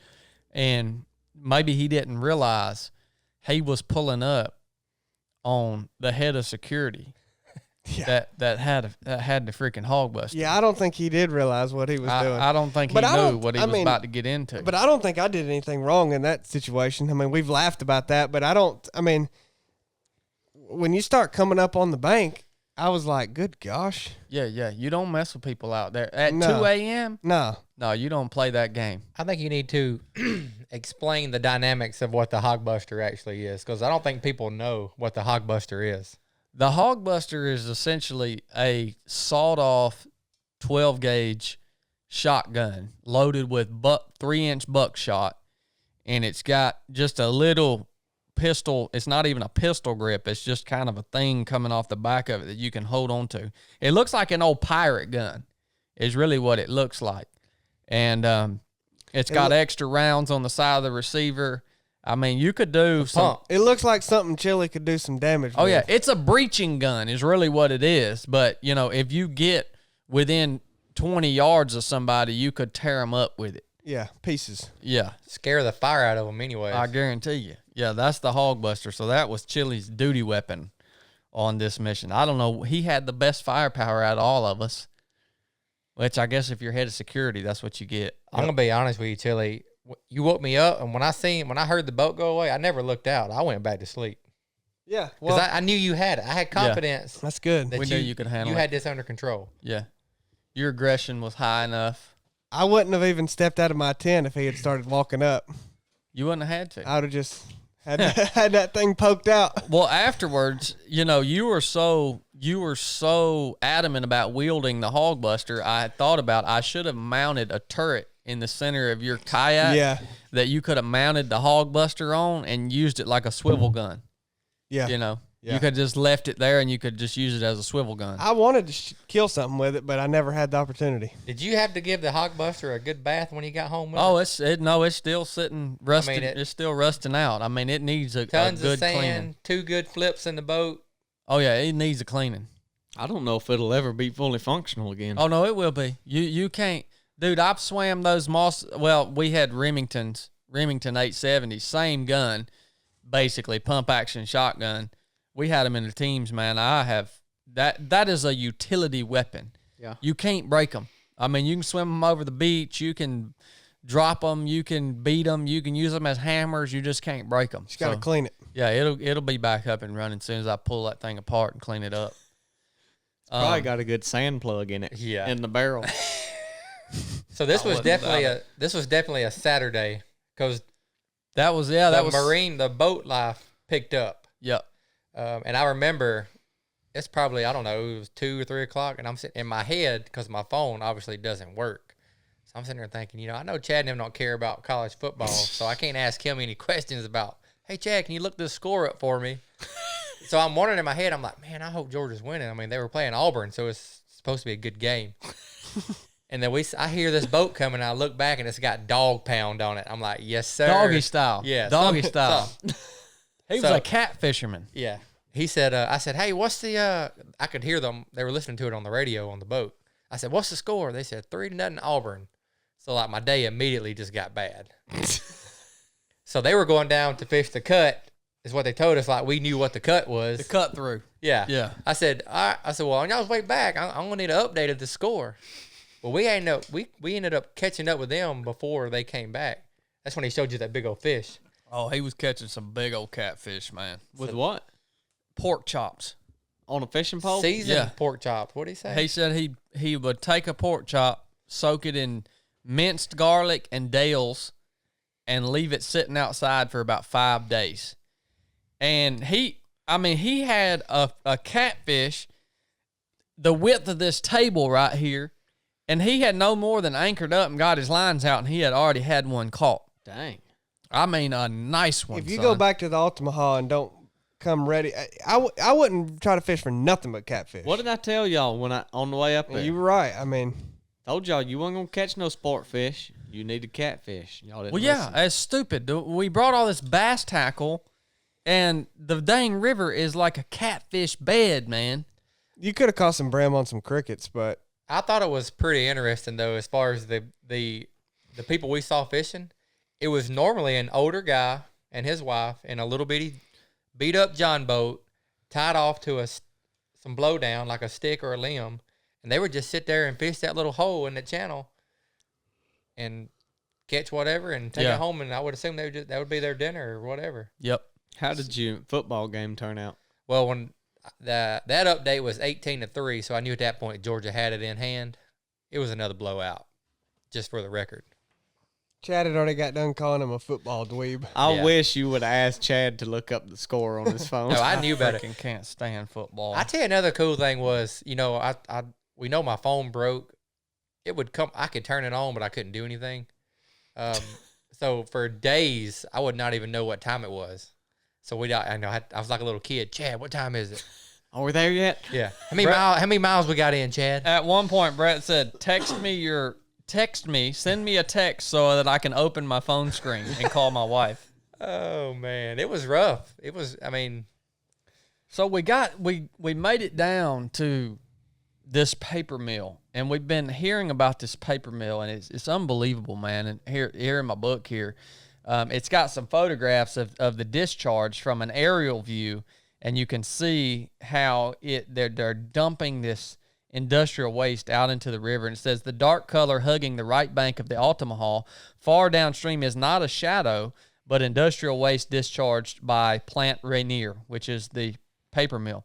Although legally in compliance with the terms of its permit, the mill's discharge nevertheless impairs water quality and has a major negative impact on aquatic life. Downstream from its outfall, anglers and boaters find the odor overwhelming, and the fish caught in this section of the Altamaha are unpalatable in the extreme. And then I don't know where it goes from there. But yeah, it was horrific, dude. And I remember that little gypsy camp That's what I was gonna say. right across from the paper mill. It's crazy, man. Probably the worst spot. Worst spot ever. Unless you worked at the paper mill, you could just swim across the river and go to work. Or if you didn't want to get hassled by anybody. Dude, why were you so soured up when we stopped at that boat ramp, man? Well, like I told Blake before this podcast started, I'm not going to argue with you, but I wasn't. I will say, I'm pretty honest. I didn't like stopping there. I didn't want to stop there. If it was up to me. But I wasn't upset. You got back because I wouldn't drink the Gatorade and just decided that I was upset. And you know how when Chad he decides how you're feeling, and if you refute it, no. So he had decided that I was in a bad mood, so then he just hounds you about being in a bad mood even when you're not, and then that in turn can kind of frustrate you. So that kind of started frustrating me, but I wasn't in a bad mood. Why didn't you want to stop there? Because I didn't want to stop at, before that.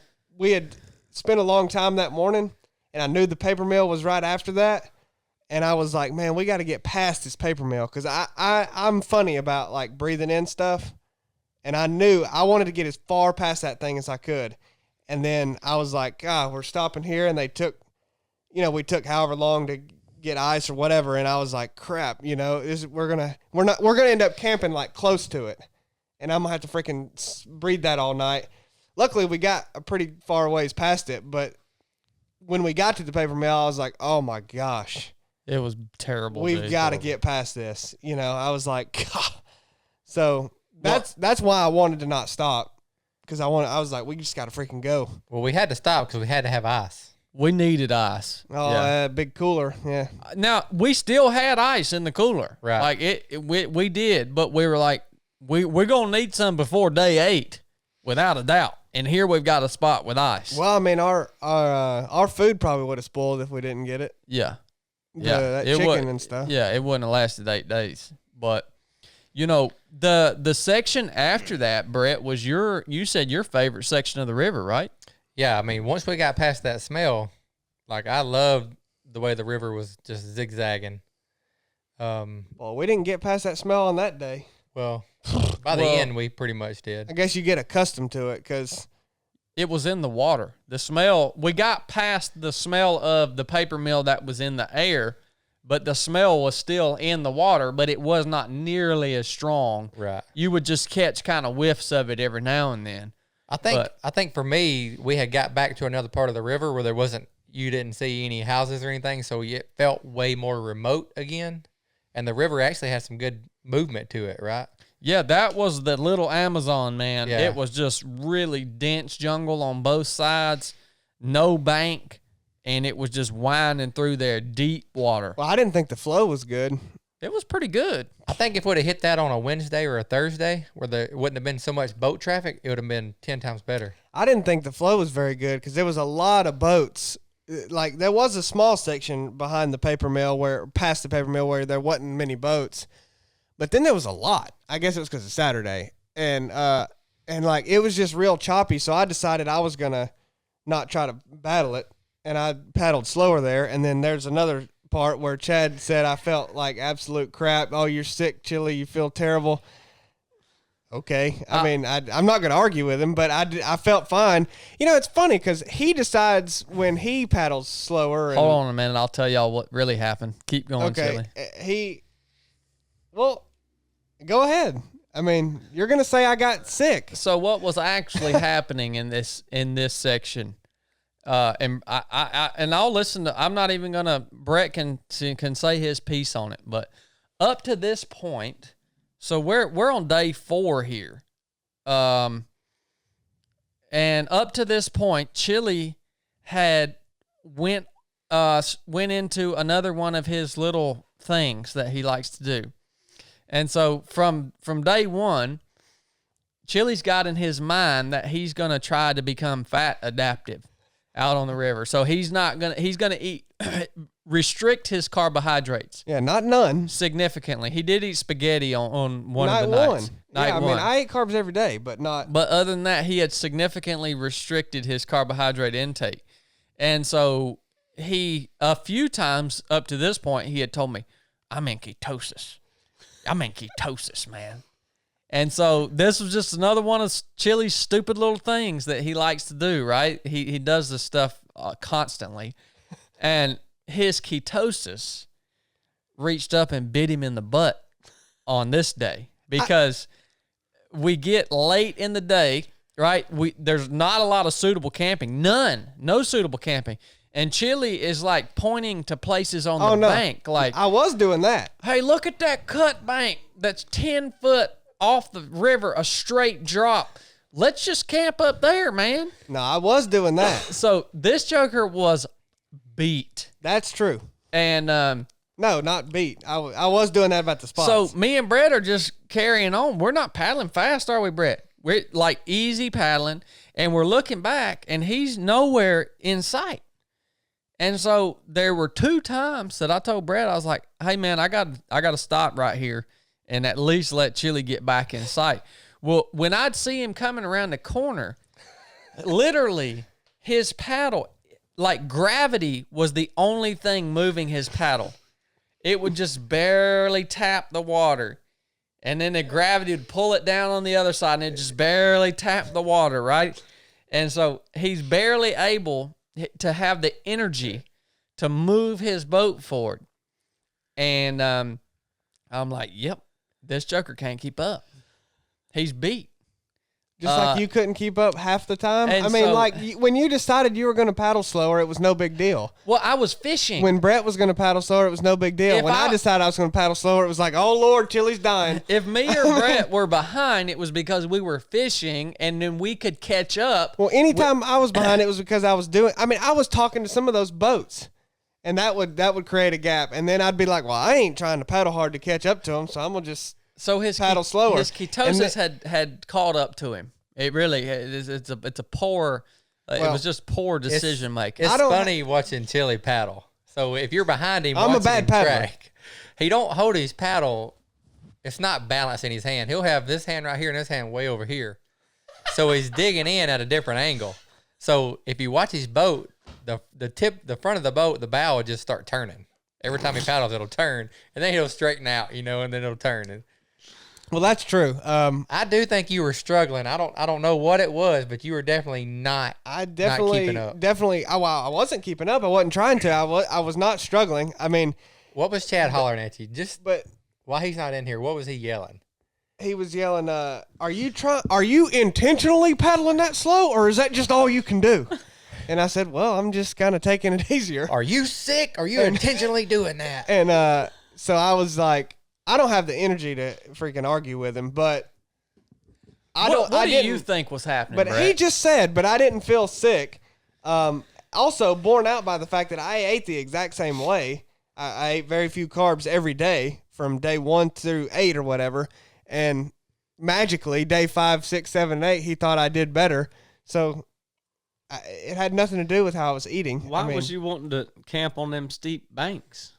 Oh, yeah, that's true because we had tired because we had passed several spots, and I thought it was about to start raining. He mentioned the thunderstorms coming, and I thought, you know what? Why? I got pissed one time because I said, why don't we camp there? And Chad was like, no. And so that pissed me off. So then everything that we saw, I was like, oh, how about that? How about that? And he just kept going past it. And I'd go, oh, look at that. That's the little spot there. And he'd keep going past it. He knew he couldn't keep up. This is the day where he climbed. We had to climb up, and they were because I stepped on one of the cactus. And that's where Chili got up there and said, I think I'm going to camp right here on this 4-wheeler trail. And Chad just lost it. Yeah, he did lose it because he acted that was definitely the tipping point for Chad. He acted like I was out of my mind for doing that, and that was a fine spot. I mean, Chili, I love you, but I got to be honest with you. So I don't know what's going on. You got to fix it. I mean, nothing was going on. Was it one of the counseling sessions? It was tough love is what it was. Yeah, it was a big time counseling yeah, session. he sits right me there. down. He's like, whatever you're doing, it ain't working. You're going to have to fix it. And I was just like, I'm going to eat like I've always been eating. So we had steak and potatoes and avocado. So you know what's interesting when you're starving your body of the fuel that it needs in order to keep going. Oh, it ain't good for you. You actually lose your mind, and it's interesting when you lose your mind, you don't realize you're losing your mind because you're out of your mind. How did right? I lose my mind? Because I said I was going to camp on the ATV trail. I still think that was a good idea. But other people around you are looking at you saying, give examples. That dude ain't doing too well. Give examples. So me and Brett again are way ahead. And I'm like, hey, Brett, there's a big cut bank. This cloud's bearing down on us. Let's at least scout that spot out. We pull up there right on the end of the cut bank, and we're like, okay, this is suitable. So we had passed 7 other spots that were suitable. I don't think so. Mind you. We the only other one that might have been suitable was that budget hotel spot that we like it was written on the tree. You remember? Yeah. What did it say? Budget camp. Yeah. And so it was sketchy though. Oh yeah, it was sketchy. And so Chili comes staggering up the bank. And I think he had put his rain jacket on because of the bugs, all right? He comes staggering up the bank, and he literally just he looks like he has no comprehension of like what to do. Like what needs to be done here? Like he looked drunk. Yeah, like where are we even at in time and space right now? And so he's just kind of meandering around. How do I remember all this though? He's staggering around this area that we're camping in with not taking initiative to do anything. He's just there, right? And, what were you doing? And so I was getting the group. No, you weren't. Up. That's basically describing how you set up camp every time. You pull in and you stroll in and you look out and you put your hands on your hips and you stand there for about 30 minutes and screw around and just go, And then eventually you'll think about getting the group tarp up, and I'm like, what are you doing? I'll get this fire going as soon as y'all give me some firewood. As soon as I see where Chili's going to put his tent, I told them, I said, look, I'm in the fire making business, but I ain't in the firewood collecting business. Now, I will be honest with you, Chili, and that's what I told Chad. I said, Chad, I don't know Chili that well. I said, but it seems like something's off. And you looked a little pale when you came up that hill, and you did look a little off. Maybe I did look pale. I often do. You looked off, man. You were off. And so that's when I had to counsel Chili. And I said, look here, buddy, whatever you're eating, it ain't working. Whatever you're doing, it ain't working. And you're not going to put the jeopardy of the success of the mission. You're not going to put it in jeopardy because of your little whims that you go off on. And I said, you will eat potatoes tonight. I ate them every night. No, remember, Brett? He didn't eat potatoes the first night we cooked potatoes. This is a conversation. No, you're right. I did night 2. Yeah. No, night 1 I had spaghetti. So that's But night 2, and then you night, refused to eat potatoes. Night 3, I did. No, we didn't cook potatoes. We cooked rice on night 3. He didn't and eat you didn't any eat any rice. I ate That's some good carbs. rice, by I the ate way. carbs night 3 though. I know I did. I went in there and got peanut butter or something. I know I did. So listen, this is a conversation you see when the father grabs the kid by the arm or by his ear and says, "Listen here, son," and you're like, you're witnessing this, and like, you just want to walk off and act like you didn't see it. So I start wandering off looking for firewood. Makes you uncomfortable. Yeah, as this conversation, I'm like, look, man, they got a family issue they're trying to deal with. I'm just gonna walk over here. What are you talking about, Brett? He just told me that he goes, Chili, you're going to have to do something different. I mean, that's all he said. Was it one of them, this will never happen again? Understood, Chili? Chili, I'm about to be real with you, Chili. I think he did preface it with that. Yeah, I'm about to get real with you. I mean, I basically ate the same way every night. There was little differences. I mean, I didn't eat avocados every night or whatever. I mean, I ate carbs every night. that joker would go through an avocado. Oh yeah, because he was just trying to eat fat. But It's all right to let the words of Chad influence the way that you act, Chili. You can just accept it, man. It's all right. If you changed your eating habits because of how he counseled you, it's fine, man. well, he ate potatoes. Well, no, that I night. didn't. Yeah, I did.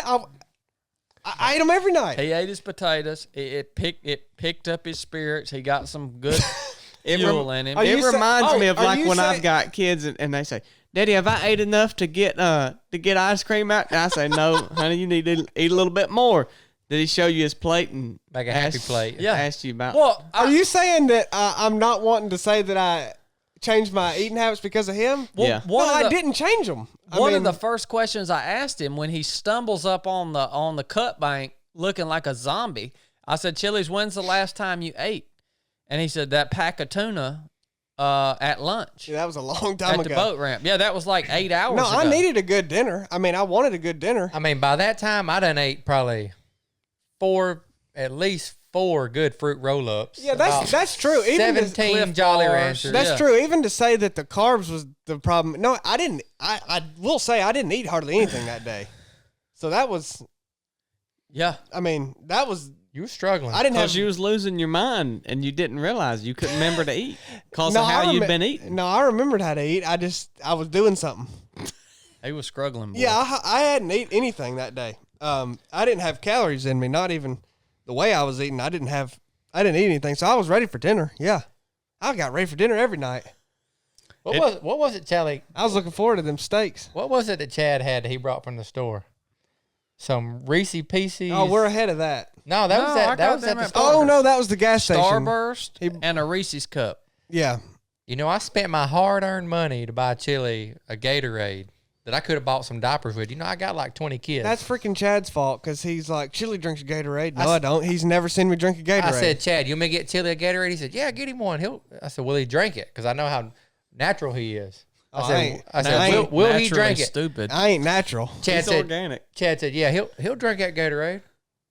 So then he didn't drink the Gatorade. I ended up drinking it, so it benefited me in the long run. But Oh yeah. They had- Hard-headed, son. there was a 45-minute conversation about, I saw you, Chili, drinking a Gatorade before. I finally figured out what he's talking about. He saw me drink a Body Armor one time in Utah. Oh, So yeah, he's you just- bought a mess of them things. Yeah. So he's deciding that he saw me drink a Gatorade. No, he didn't.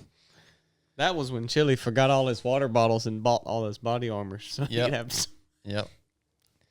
Well, that campsite ended up working out. It was definitely infested with mosquitoes. We thought it was. We learned what a mosquito infestation really was on the last night. But Did we think somebody was actually living at that gypsy camp? I mean, those flags, they had banners I think somebody was living there. for Yeah. probably, 40 yards down the river from where their tent was? They had one of these big old Coleman tents that you could stand up and walk into. Oh yeah, that was a permanent residence. That was right across from the paper mill. Trump 2024, Oh, yeah. baby. If y'all get to do this mission with us in 2022, hopefully you'll get to see that little setup. It was epic. That camp spot was pretty good, other than the freaking trash that people left and the cactus. Those were some gnarly cactus, man. Me and Chili pitched up our bug nets under the group tarp. Brett set up. Y'all ready to move on to day 5? Chili's folly. I don't think many people will. I'm curious on whether people will take my perspective on that or yours. I have a witness to corroborate your foolishness. Well, he didn't corroborate it fully, but people are often they're pretty split on whose perspective to believe. Well, that's their problem. Wow. They obviously haven't spent any time with you. Well, they obviously need to listen. They need to listen. You know, he did this same crap the first time we tried to climb. Well, the first time we climbed Lone Peak, he did this same crap. What did I do? Peckered out. You petered out, man.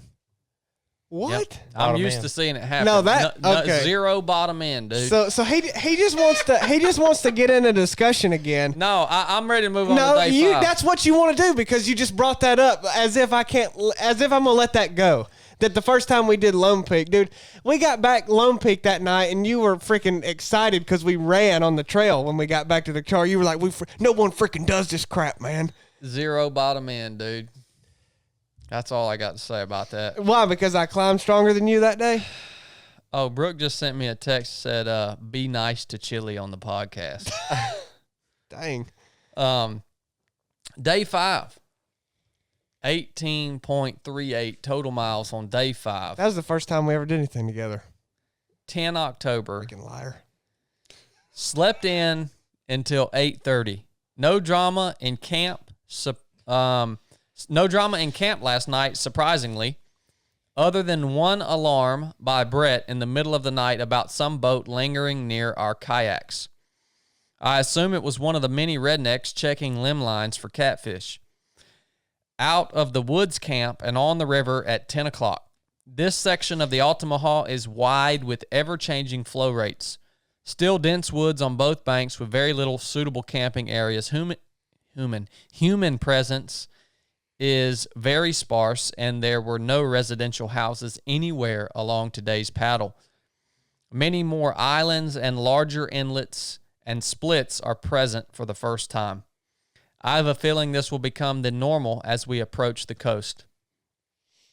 Average number of bait fish are present, along with some sort of diving duck and one small falcon. Squirrels, woodpeckers, and owls are prevalent, although less owls tonight than other locations. Zero luck fishing. The morning paddle was proving to be uneventful until Chili was hung in a blowdown and capsized his boat once again.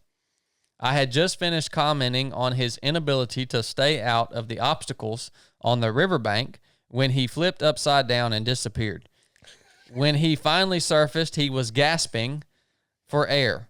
Later, we found out that a underwater log had hit him in his stomach and took his wind.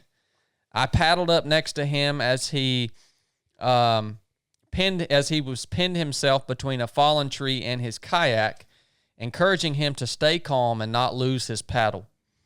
He finally got his boat back right side up, only to realize he had lost both his fishing poles and his favorite hat. Stopped for lunch on a fair-sized sandbar that was obviously regularly used by other river rats, the evidence being a legit toilet with fresh, clean toilet paper about 25 meters into the woods. From lunch, we moved along, encountering a few other humans and an ever-widening and slower-moving river. Miles did not come easy, and at one point, Brett commented, "I feel like I'm paddling uphill." The water has recovered to its normal shade of murky, although the smell of the paper mill still lingers in the water itself.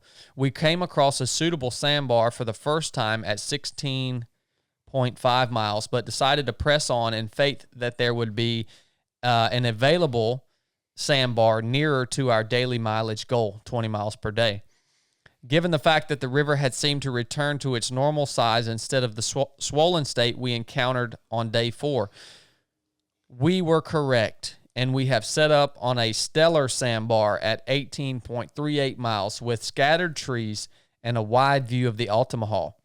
Camp and dinner setup was as usual, other than a bath in the river for me and Brett that proved to be very refreshing, and proved also that the paper mill smell was indeed coming from the water itself and not from the air. Plenty of evidence of other campers existed in the form of more scattered trash that spanned the sandbar, along with an existing fire pit that seems to have been used as a trash receptacle from former campers. In spite of the trash of this place, it is unbelievably beautiful, and it could not be bought or enjoyed as well by anyone else but us. We have endured much to get here. The night sky is immaculate, and the mosquitoes are thick as ever. No rain today. 1 or 2 miles north of the Altamaha River Park, or whatever it's called. The Altamaha requires a sacrifice from all those who paddle her waters from start to finish. It's time for some rest. Highlights of the day: Chili's folly, capsizing his boat. Lunch on a sandbar with a toilet. Anticipation of coastal environments ahead. A bath in the river. Large exposed networks of roots on the riverbank. The shady side of river. The top of my feet are sunburned badly. I think y'all remember that day? Yeah, I think some of the things that I hadn't saw you or you hadn't read yet was of all the big hornet's nests that we saw. Oh yeah, man. And then some of the beaches, like as we got closer to the coast, there was more and more areas of the beaches where you could tell people would camp over the weekend, probably bring their boats. I mean, they would have like little fish stations where they clean their fish. Like it was just, I mean, they had stuff built on these little bitty islands, I guess you would call them, but. Yeah, because we were nearing coastal waters. We didn't know it, but the water had turned brackish. Yeah. So it was brackish before we even. Yeah, and they were able to bring the center console fishing boat from the coast up the river to that point where we had got to. So yeah, much more traffic in that area. Yeah, man, Chili capsized his boat once again. This one, I actually got to see it happen. Yeah, so I was literally right beside him, and I say, man, you can't stay out of them freaking bushes, can you? And like 10 seconds after that, his boat goes upside down. I hear the splashing. I don't see him anywhere. I turn around, and finally he pops up. And when he pops up, he's literally doing this number, trying to just gasp for air. And I'm like, this dude's about to freaking drown, man. He's got a lung full of water or something. So I start yelling at him. I'm like, Chili, stay calm. And his paddle is now floating along with his boat. He doesn't have hands on his paddle. And I say, stay calm and don't lose your paddle, because we didn't bring an extra paddle, which was foolish. That's one thing we should have brought, was an extra paddle. And he finally gets pinned up between another blowdown and his kayak, and he finally regains his breath, and he starts just losing his mind over the fact that he had lost his hat, while his boat is still upside down, probably filling up with water. We don't know. And he's searching for his hat. And I'm like, Chili, get your boat turned back over, right? And then you can worry about looking for your hat. So he shifts his focus off his hat, gets his boat back upright, no fishing poles. He recovers his bag, his paddle's there, and then he proceeds in his depression of losing his hat. One reason I wanted you to tell that story was because I didn't know you were talking to me that whole time. I saw you get over there to the side. Like you kind of pulled over to the bank, but I didn't hear nothing you ever said. It was weird. Like I didn't, it was funny because you recounted saying all this later that day, and I was like, I didn't even hear you talking. I just remember you getting your phone out once I got my boat flipped over. But no, I was just trying to get all my crap. I was all consumed with trying to find my hat, and I couldn't find it. Well, I saved your life by talking you through that. Your subconscious was taking that on board, and you saved my life. Yeah, I saved your life. Well, so for me, like I was ahead. Yeah. And I heard Chad yell, Chili, stay calm. Really? Find your paddle. That's funny. So, and then I was already going around a curve, and there was no blowdowns anywhere for me to like hold on to or tie off to, and the current was actually moving really good in that area. So like I couldn't stop. No, it was moving well. It pulled my upside down boat right into another blowdown. We were floating fast. That was the last thing I heard. I couldn't hear anything out of you. But the last thing I heard was what Chad said. So I'm probably, I don't know, quarter mile down the river, and I'm just waiting on y'all to come around that corner, and then I hear Chad laughing. So I'm like, oh, okay, everything's good. I think I audibly said at one point, I got to find my hat. And I was looking for it, couldn't find it, and then I finally kind of had everything with me, and then flipped my boat and got back in it. Oh, I was pissed. But no, that was the worst 24 hours of that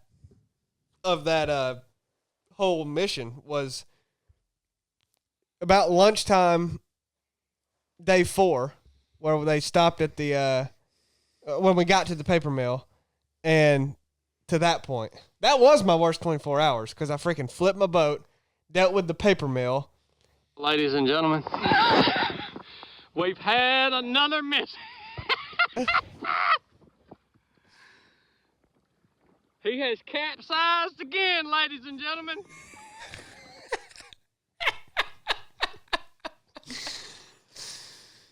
Does that bring back memories of Well, that I hat? actually got to see this one. Here he is. I don't know what happened. He looks exactly. he looks like a dead rat or a drowning rat clinging But to his Chili boat has here. capsized.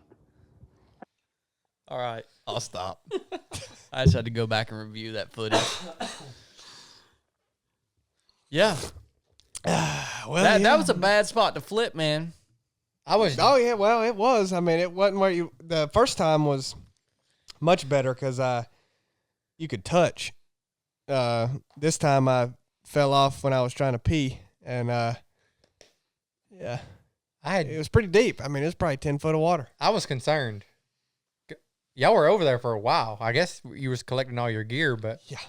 So then after that, Chad, that's when he had his gear, his bag, at the front of the boat, wide open. Chad's like, Chili, if I were you, I would close that bag. So it's okay to have wet gear. You just don't want to lose your gear. No, I wasn't gonna flip it again. Yeah, So then I was letting it air out. At that point, he was bound and determined. How many times did he say, "Hey, we need to make sure we pull over so I can dry my gear out again"? Oh yeah, that's all he was concerned about. The rest of the day was getting his gear. And I think dry. he was ahead of us for the rest of that time because he was ready to go. Yeah. Never mind. Yeah. Chili don't like having wet gear. That's true. Lunch spot was awesome. Was that the first poo you took?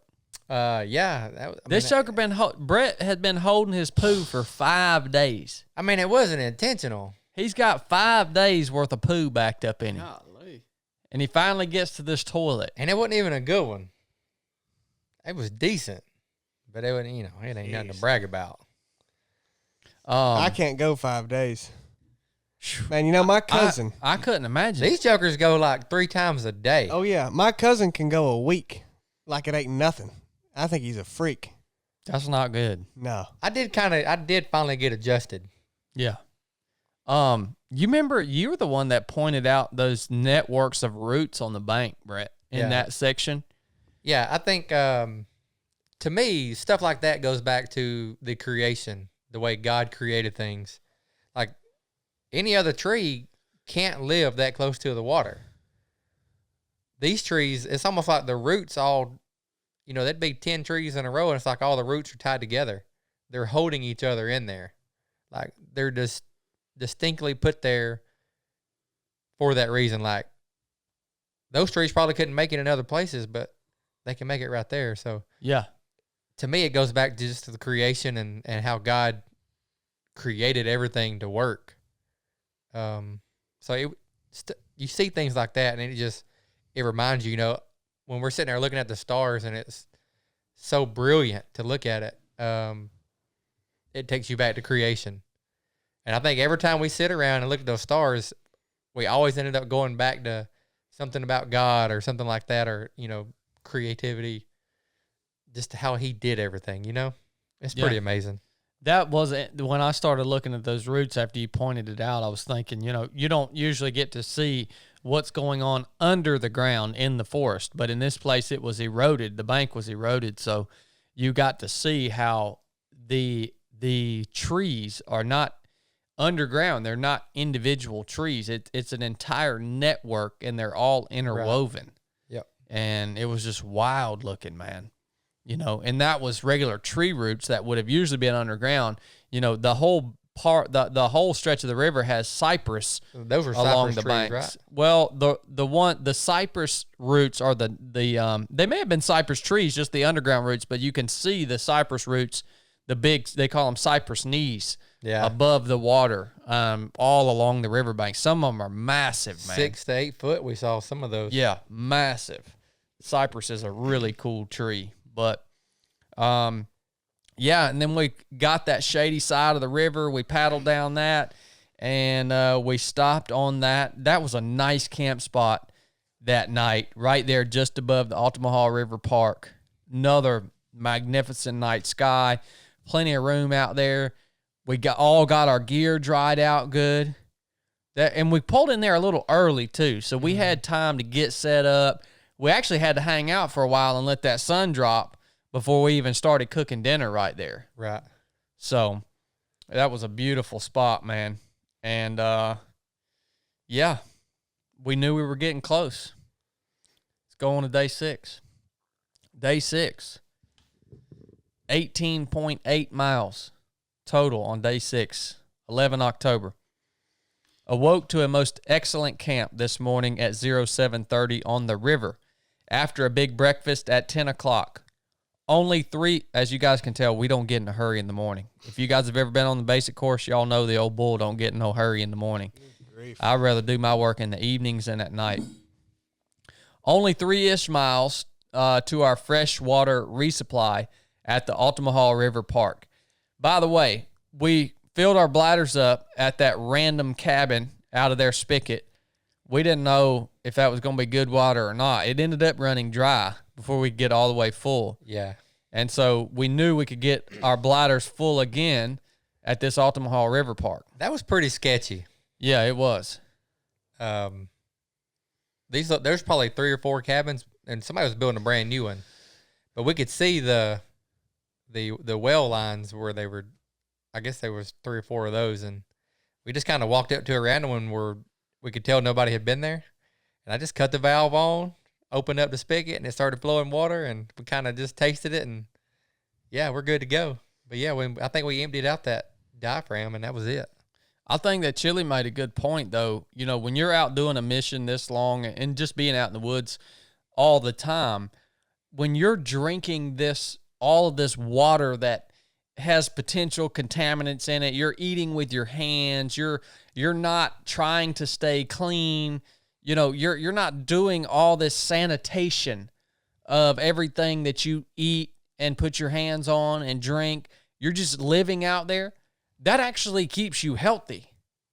I'm a firm believer in that. Build your immune system. Yeah, I'm thinking that probably after all this, wash your hands 50 times and sanitize every freaking thing around you and don't be around people.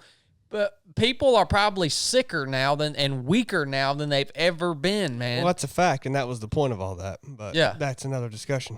I think that is so true. And all right, I'll get back to my journal here. Freshwater resupply at Altamaha River Park. The park's facility and staff were outstanding and knew the river well. A local couple sitting on the front porch for breakfast proved to provide us with some much-needed intel. The river is now brackish water. Droves of fiddler crabs can be seen on muddy banks. The tide is now in play. We expected a little more distance before encountering these changes, so we were fairly surprised at the news. The store clerk gave us a tide chart and for the local area and informed us to add 4 hours to the times listed on the tide chart. After leaving the park, it was apparent that the river was changing significantly and quickly. Large swaths of reeds and grass began to become prevalent on the banks in place of willow trees that we were used to seeing. Opposite of the marsh grass were cypress swamps with no dry ground available anywhere. We passed a large alligator and saw one bald eagle before we found ourselves unable to paddle against an incoming tide at 10 miles. We moored our kayaks to a stump on the bank of a cypress tree and ate lunch together on the boats. After 2 hours, the tide was slack, and we took back to the river. Many large intersections and splits. What the heck? Where did I just stop reading from? Oh, many large intersections and splits into the river are present now. Butler Creek, South Branch, Altamaha, navigation is a new aspect. We are prepared with GPS and electronic maps, easy day. The outgoing tide makes for easier paddling to I-95 crossing. By this point, the Altamaha has quadrupled in size, and the wind is blowing northeast into our faces. Even with the tide, miles don't come easy. The wind brings choppy water, breaking over the bow of our heavy boats. As we near the end of the outgoing tide, we realize our inability to reach a suitable camp before the tide changes. So we begin to search for anything that will suffice for a campsite for the night. Brett found a small dike separating the river from a large wetland marsh, and we pulled our kayaks into a 2-foot mud beach and clambered up the dike. The black mud sunk us up to our knees, but we made it high and dry. There are more mosquitoes and blood-sucking gnats in this particular location than anywhere else I have been on Earth. It is absolutely unbearable. We are here on this sandy roadbed until 2:30 a.m., when we will catch the outgoing tide to the coast.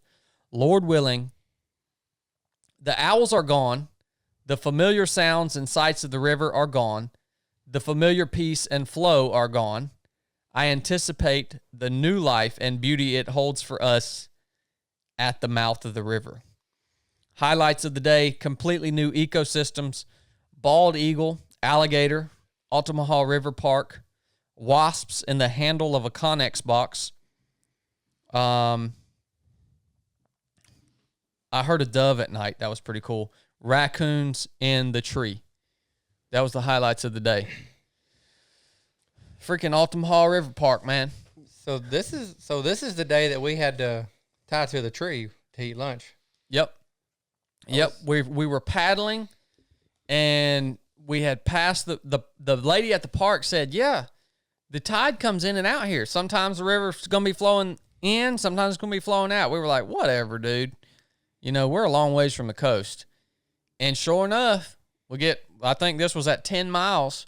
We're paddling, and we find ourselves paddling essentially in place. And we all come together, and Chili's like, yeah, we're not getting any return on the investment we're putting in here. Like, we're not making any ground. So we had no choice but just to moor up on the bank of the river. There's no dry ground. The tide's coming in. All the timber's flooded out. And so we moor up, tie the boats together, and eat lunch right there in the boats. Sit there for probably 2.5 hours or so. Yeah, we were in the boats that day for a long time. Yeah. And once the tide switched, though, that was a game changer. But even though the tides had switched, you remember the wind was blowing in our faces. So in a lot of places, although the tide was going out, the surface of the water was being blown against you. Plus, you know, your boat and everything, it acts as a sail. So even though you're going with the tide, you got to work, man, to get miles out. And the river here is, I said quadrupled in size, potentially more than that. The river is super wide from bank to bank, especially when you go across under I-95 there, coming into Darien.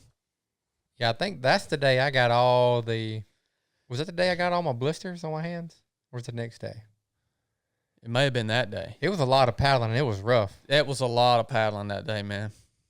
But yeah, as we were sitting there eating lunch, we were just randomly throw sticks out in the water to see which way the stick was going, because we couldn't tell by the surface of the water. Yeah, and we didn't know how accurate that tide chart was going to be, which it turned out to be very accurate. It was 4 hours off, right? Yeah, at the river park. What made it hard is as you approach the coast, we were paddling away from the river park, so that tide chart, as you got closer to the coast, that gap between the number on the chart and the 4 hours, it lessened. So you never knew if it was going to be 2 hours off, 3 hours off, whatever it was. Well, you could do the math.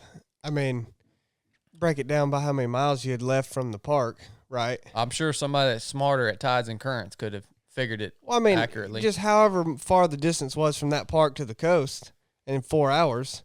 Yeah. So if it was 20 miles, then every 5 miles would be an hour. I mean, We didn't do that, though. no. What about this RV park that you really love this RV park? I love stuff like that. This dude wanted to sit at the Altamaha River camp for like 4 or 5 hours, man. It was a cool place. No, I didn't want. I mean, I would have wanted to in any other situation, but I love stuff like that. That store was cool. Well, That's- I had noted if I would have knew that was there, my family would have been camping at that RV park as we went by. that was a good spot. Yeah. If y'all ever want to go to a cool spot, go to Altamaha River Park. Great people too. Like Yeah. new owners. Seems like everything's.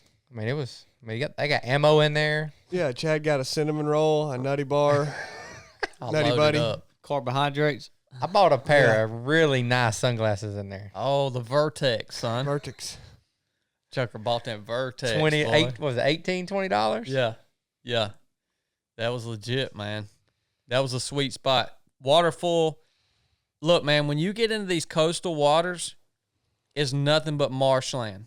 At least the condition the river was in for us, the river was up. Maybe in other times there's sandbars, but for us there was nothing.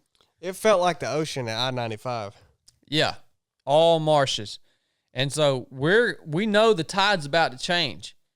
We got to get off the dang water or we're going back. We're going to go backwards. I will say, since this podcast has turned into what it's turned into about me, I did point out a perfect spot about 2 miles before where we ended up parking, and you refused. You talking about that dike?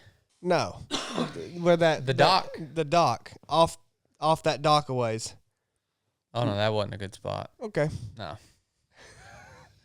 I will You prefer the hellhole. I think that would have turned out to be an excellent spot, knowing what we know now. You prefer the hellhole. Oh, I get you. I Look, got you. The hellhole from now on, it is a mandatory camping spot. Well, that's fine, but you were miserable when we got there. I have never seen you that.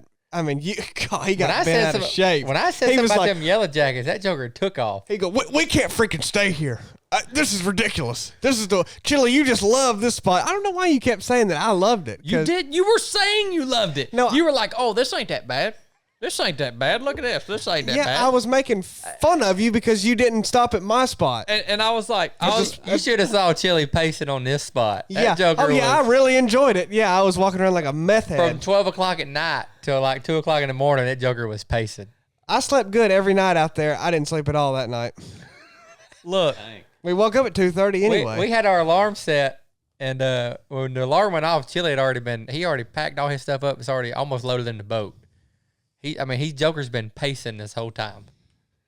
Yeah. He wasn't happy. So we made the determination. We looked at the tide chart, and we get in the hellhole. Chili's like this, and I'm like, Chili, let's be real, man. Like, hold on. He's like, this is a pretty nice spot.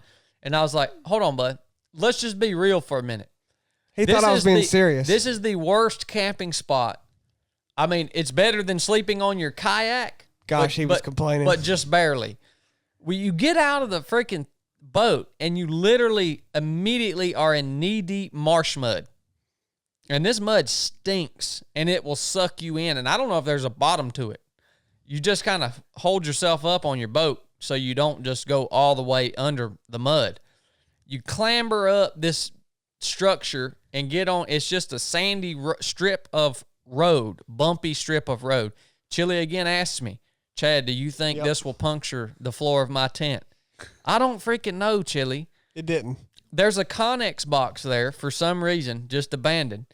Brett goes to open, he opens it, and then I hear him go, oh, crap. And he lets it go, and the door swings and boom, hits the side, and these big wasp-looking hornet things just start pouring out of the door, right? Oh, man. The whole time, we are getting, like, every square inch of us is getting hammered by blood-sucking gnats and mosquitoes. We douse ourselves in high-powered bug spray, like soak ourselves. It don't do nothing. It didn't make them mad. It don't do nothing. That's why you don't put that crap on. It don't work. It was insane. That was 40% DEET, and they were just drinking it like it was water. Oh yeah, it won't nothing to them. I mean, through your shirt, through your pants, like they were just wearing you out. And so I'm looking at the tide chart, and I'm like, all right, we got two choices here. We can either stay here in the hellhole until 2 p.m., or we can get up at 2:30 a.m. and catch the outgoing tide. Two bad choices to pick from. Sit in the hellhole until 2 p.m. the next day, or get up at 2:30 a.m. and get to paddle. Well, it was cool to paddle at night. I'd been wanting to do that. That was a pretty easy decision for me. When Chad said, let's leave at 2 in the morning, I'm like, I'm game. Chili's like, yeah, let's get this. Nobody argued with it. So the thought of being there the thought of waking up there that next morning, eating breakfast, staying there till 2 o'clock in that the tent afternoon was just not happening. No. I think we made the right decision, which will lead us into day 7. By the way, if you come on the trip next year, you'll get to spend a night in the hellhole. Just stand by, son. It will make you as mentally tough as Chili. Spend one night in the hellhole, you can go ahead and say you're good to go, man. Well, most people think I'm pretty mentally weak, so. Day 7. Distance, 10-ish miles to Wolf Island. 5-ish miles to Sapelo Island. That's a big-ish. That's a big-ish. 2:30 wake up. In the campsite we now deem the hellhole. Our only choice is to get in the boats and paddle the outgoing tide to the Atlantic, or sit in the hellhole until the next tide cycle at 1400. We ain't staying in this hellhole. Our first and only night paddle was commenced. This section of river is extremely wide with navigation in place, so we hugged the left bank of the marsh grass as the guide. The river at night is more alive than ever. Creeping things were out in full display with hundreds of glowing eyes tucked into the marsh grass. One alligator swimming close in front of our boats, one jumping mullet which hit Chili in the arm, 4 raccoons, and some kind of small birds that continuously swooped into the light of our headlamps. Some areas of fog rolling off the formerly pirate-infested waters brought me right back to the days of clandestine maritime operations in the SEAL teams. We traveled in a tight file formation for safety and accountability. Rounding the last bend, a faint glow became visible on the horizon. It was not the sun, but the open mouth of the mighty Altamaha pouring into the Atlantic Ocean. We checked our GPS and realized our pace was fast with the strong outgoing tide, and we would easily reach Wolf Island before sunrise. So we slowed down a bit, keeping an ever watchful eye on the Garmin maps. Water became increasingly choppy as we approached the river mouth, and we began to round the bend of the contour of Wolf Island, leaving the waters of the Altamaha in exchange for the Atlantic Ocean.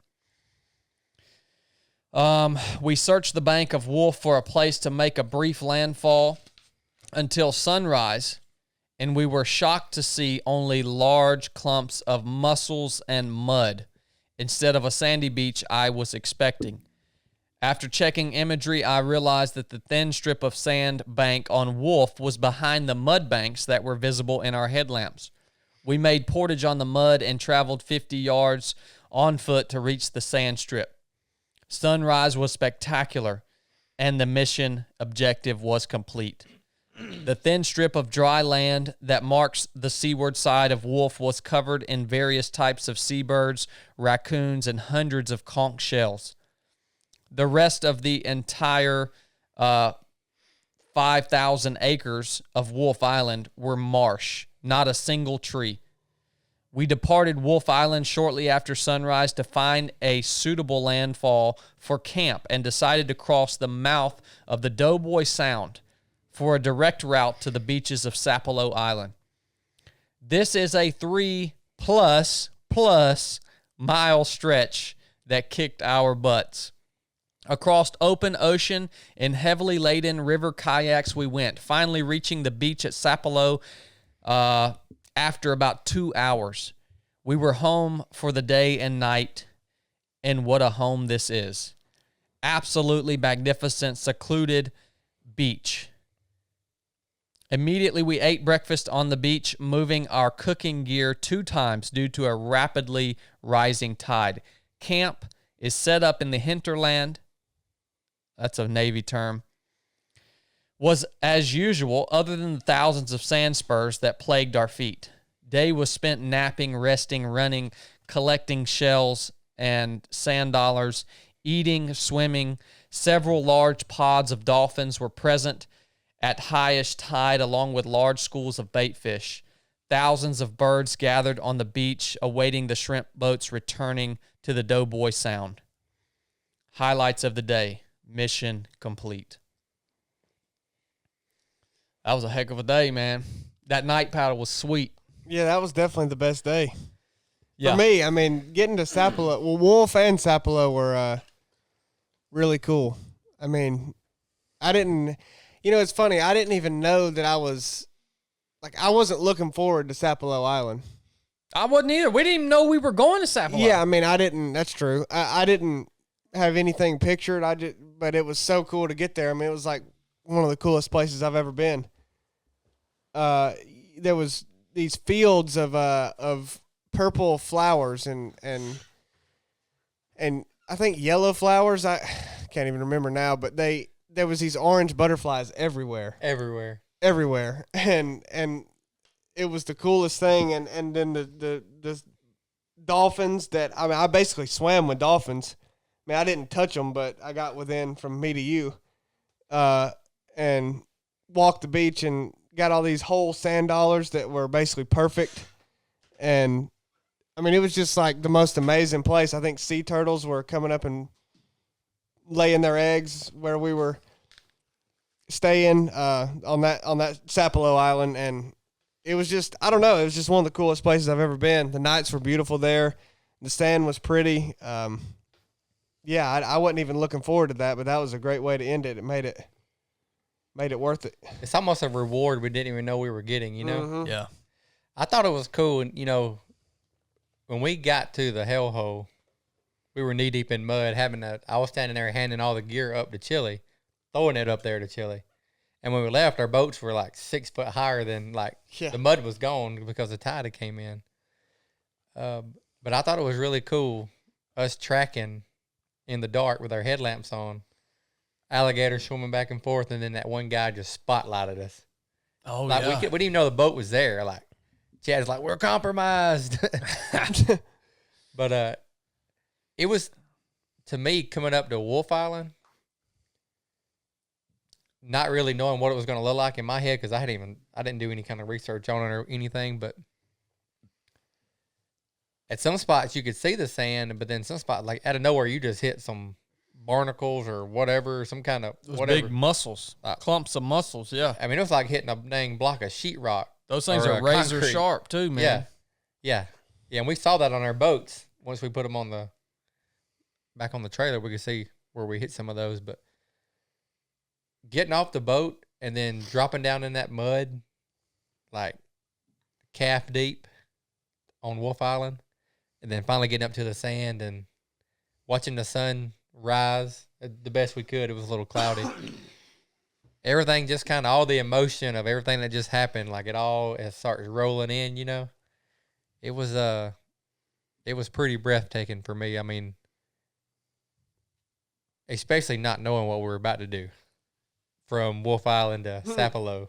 Yeah. Because that was dreadful at the best. Yeah. But well, yeah, I mean, it's always interesting to me when we go out and do these, a mission like this. Well, very unique. I've never done anything quite like this before.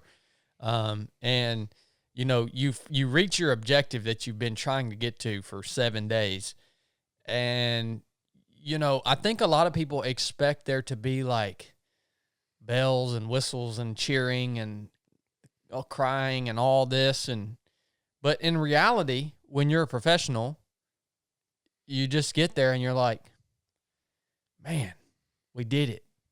Like we weren't bawling, crying. We weren't, there was no one there to greet us. It was just a empty place. And we're like, man, we did it. Whatever happens from here on out, we did it. Bonus. Yeah. And well, not to relate everything back to ultra running, but it's kind of cool. That's one reason I like about ultra running is most of the time you win a race that's a long, it took all day, maybe multiple days, and all this energy, and you're just freaking stripped down to nothing, and then you get to the finish, and most of the time there's nobody there. yeah. Or maybe a handful of people there. I shouldn't say nobody. There's a guy named David Riddle. He's a really good ultra runner, and one time he set a course record at a 100-mile race, and the race directors weren't even there. He got there so fast they didn't even have the finish line up. I mean, he literally finished to nobody. He followed the course markings, and just there was nothing there. I mean, that's crazy to me, and it but I like that. I mean, that's beautiful at the same time. I think it is too. Yeah. It's just like crazy in a way that, I don't think people can understand why you'd like to do something like that or why you wouldn't want the fanfare. But same thing, it reminded me of this, you saying that reminded me, like you don't get there to some applause or some group of people, congratulating you. It's just, you did it. Just a bunch of birds and raccoons that are there all the time anyways. Yeah, there's something way more pure about that. Like I don't think nothing was cause for celebration, you know what I mean? Yeah. Like what was there to celebrate? We made it. Yeah. But what's there to celebrate? I mean, that's what that's what you do. Yeah. There's nothing really to celebrate. Exactly. You enjoy it. You enjoy it, yeah. But you don't really celebrate. What do you? I thought that was pretty cool how when we rounded that last bend, how the mouth of the river was lit up. I didn't expect that. It was almost like a beacon, It was wild, man. I didn't know what it was. I said, Chili, what is that? It was a beacon. He said, I think that's where the ocean is. He said, I think that's the mouth where the river comes to the ocean, and that's where it opens up. And I'm like, man, that's a long ways if that's what that is. Yeah. Sure enough, I guess it was a beacon. You remember how poorly his nighttime paddling skills were, Brett? How he would just kind of drift away and like he would want to paddle towards some buoy that was in the opposite direction of what we wanted to go. You commented on how I was paddling strong at night. I asked Brett. It was in my mind. I'm sitting here thinking I'm about to witness another father-son speech here. Soon as Chili gets, Chad turned around. Chili, get in line. That is true. He said we paddled in formation. Yeah, well, not the whole time, but yeah. Chili's just doing his own thing, and Chad, Chili, get in line. Well, he already can't see, so you put the night on him and ask him to do something. Okay. So we watched the sunrise. We realized there ain't no camping on Wolf Island. There's not even any there ain't hiding. a tree. You wouldn't want to. There ain't. Yeah, you would not want to stay there. So I start looking at imagery, and we can see way across the Doughboy Sound. We can see a lighthouse on Sapelo, and we can also see a stretch of beach. And we know that's a big beach if we can see it from where we are. But we don't know what's over there. I mean, I don't know what's on Sapelo Island. So we say, okay, well, we're just going to beeline for the point of Sapelo Island. And then we pick a little cut in the trees where the trees go from short to tall. And we're like, okay, let's aim for that. I didn't even start my watch, man. I just knew the mission for me was over. At that point, we hit the objective. And this was just part of the process to get in a place getting to a place where we could lay up, get some rest, and wait for extract. It ended up becoming more than that, but we set off from Wolf Island across the mouth of Doughboy Sound in the Atlantic, and we get to a spot, man, where there's some underwater shoals or something affecting the current and the surf. The waves are generally affected if it's not a lot of wind and stuff. The waves are affected by what's underneath. So something was going on in there, And man, it got pretty nasty. And there was a point where you just felt like you were just paddling and paddling and paddling, and this thing was not getting any closer. I was real concerned with the old sea ghost about that time right there. I thought the old sea ghost was gonna take a spill. Yeah. This like these little rogue waves that just hit you out of nowhere. You wouldn't even see them coming. Like, it wasn't like giant waves, but you got so much weight on those kayaks. Yeah. They start getting tippy. And man, it got real. I stopped for 1 minute to eat me a fruit roll up to get a little bit of sugar in me. And man, I feel like I drifted 30 yards and I like never caught back up with you. Yeah. And then I turned around and Chili's way back there. Yeah. I kept looking back for Chili, and I said, you know what, man? This joker's in another one of his freaking things where he's already been squirrely all morning, just kind of just out of it, going around doing this, just wanting to paddle toward things that. This is about 12, 11. No, it's about 9:30. Oh, yeah, this is early, yeah. We were just paddling from Wolf to Sapelo. I mean, I didn't know we were. And so, yeah. If we were supposed to stay in formation, y'all should have let me know. So I knew that as long as he was in sight, when you I get was in the comfortable. ocean, you don't want to battle it too hard. It was rough. If you just paddle hard, you just battling it. So I just took it nice and easy. I Yeah, got there, probably 10 minutes after y'all or something. Yeah. So we made landfall there on Sapelo, breakfast on the beach, immediately laid up, got camp set up, and The old bull took a nap. Old bull took a nap, got up, did a run. We had all day. We got there at like 9:30, so we had all day. The night there was, Sapelo Island, I won't hit it anymore, but like Chili said, it was one of the most magnificent places that you could go and stay. You can only get there by boat or plane. No road access. There is some infrastructure on the island, but gosh, it was so cool. Woke up the next morning and we played music for the first time the next morning because we knew extract was coming.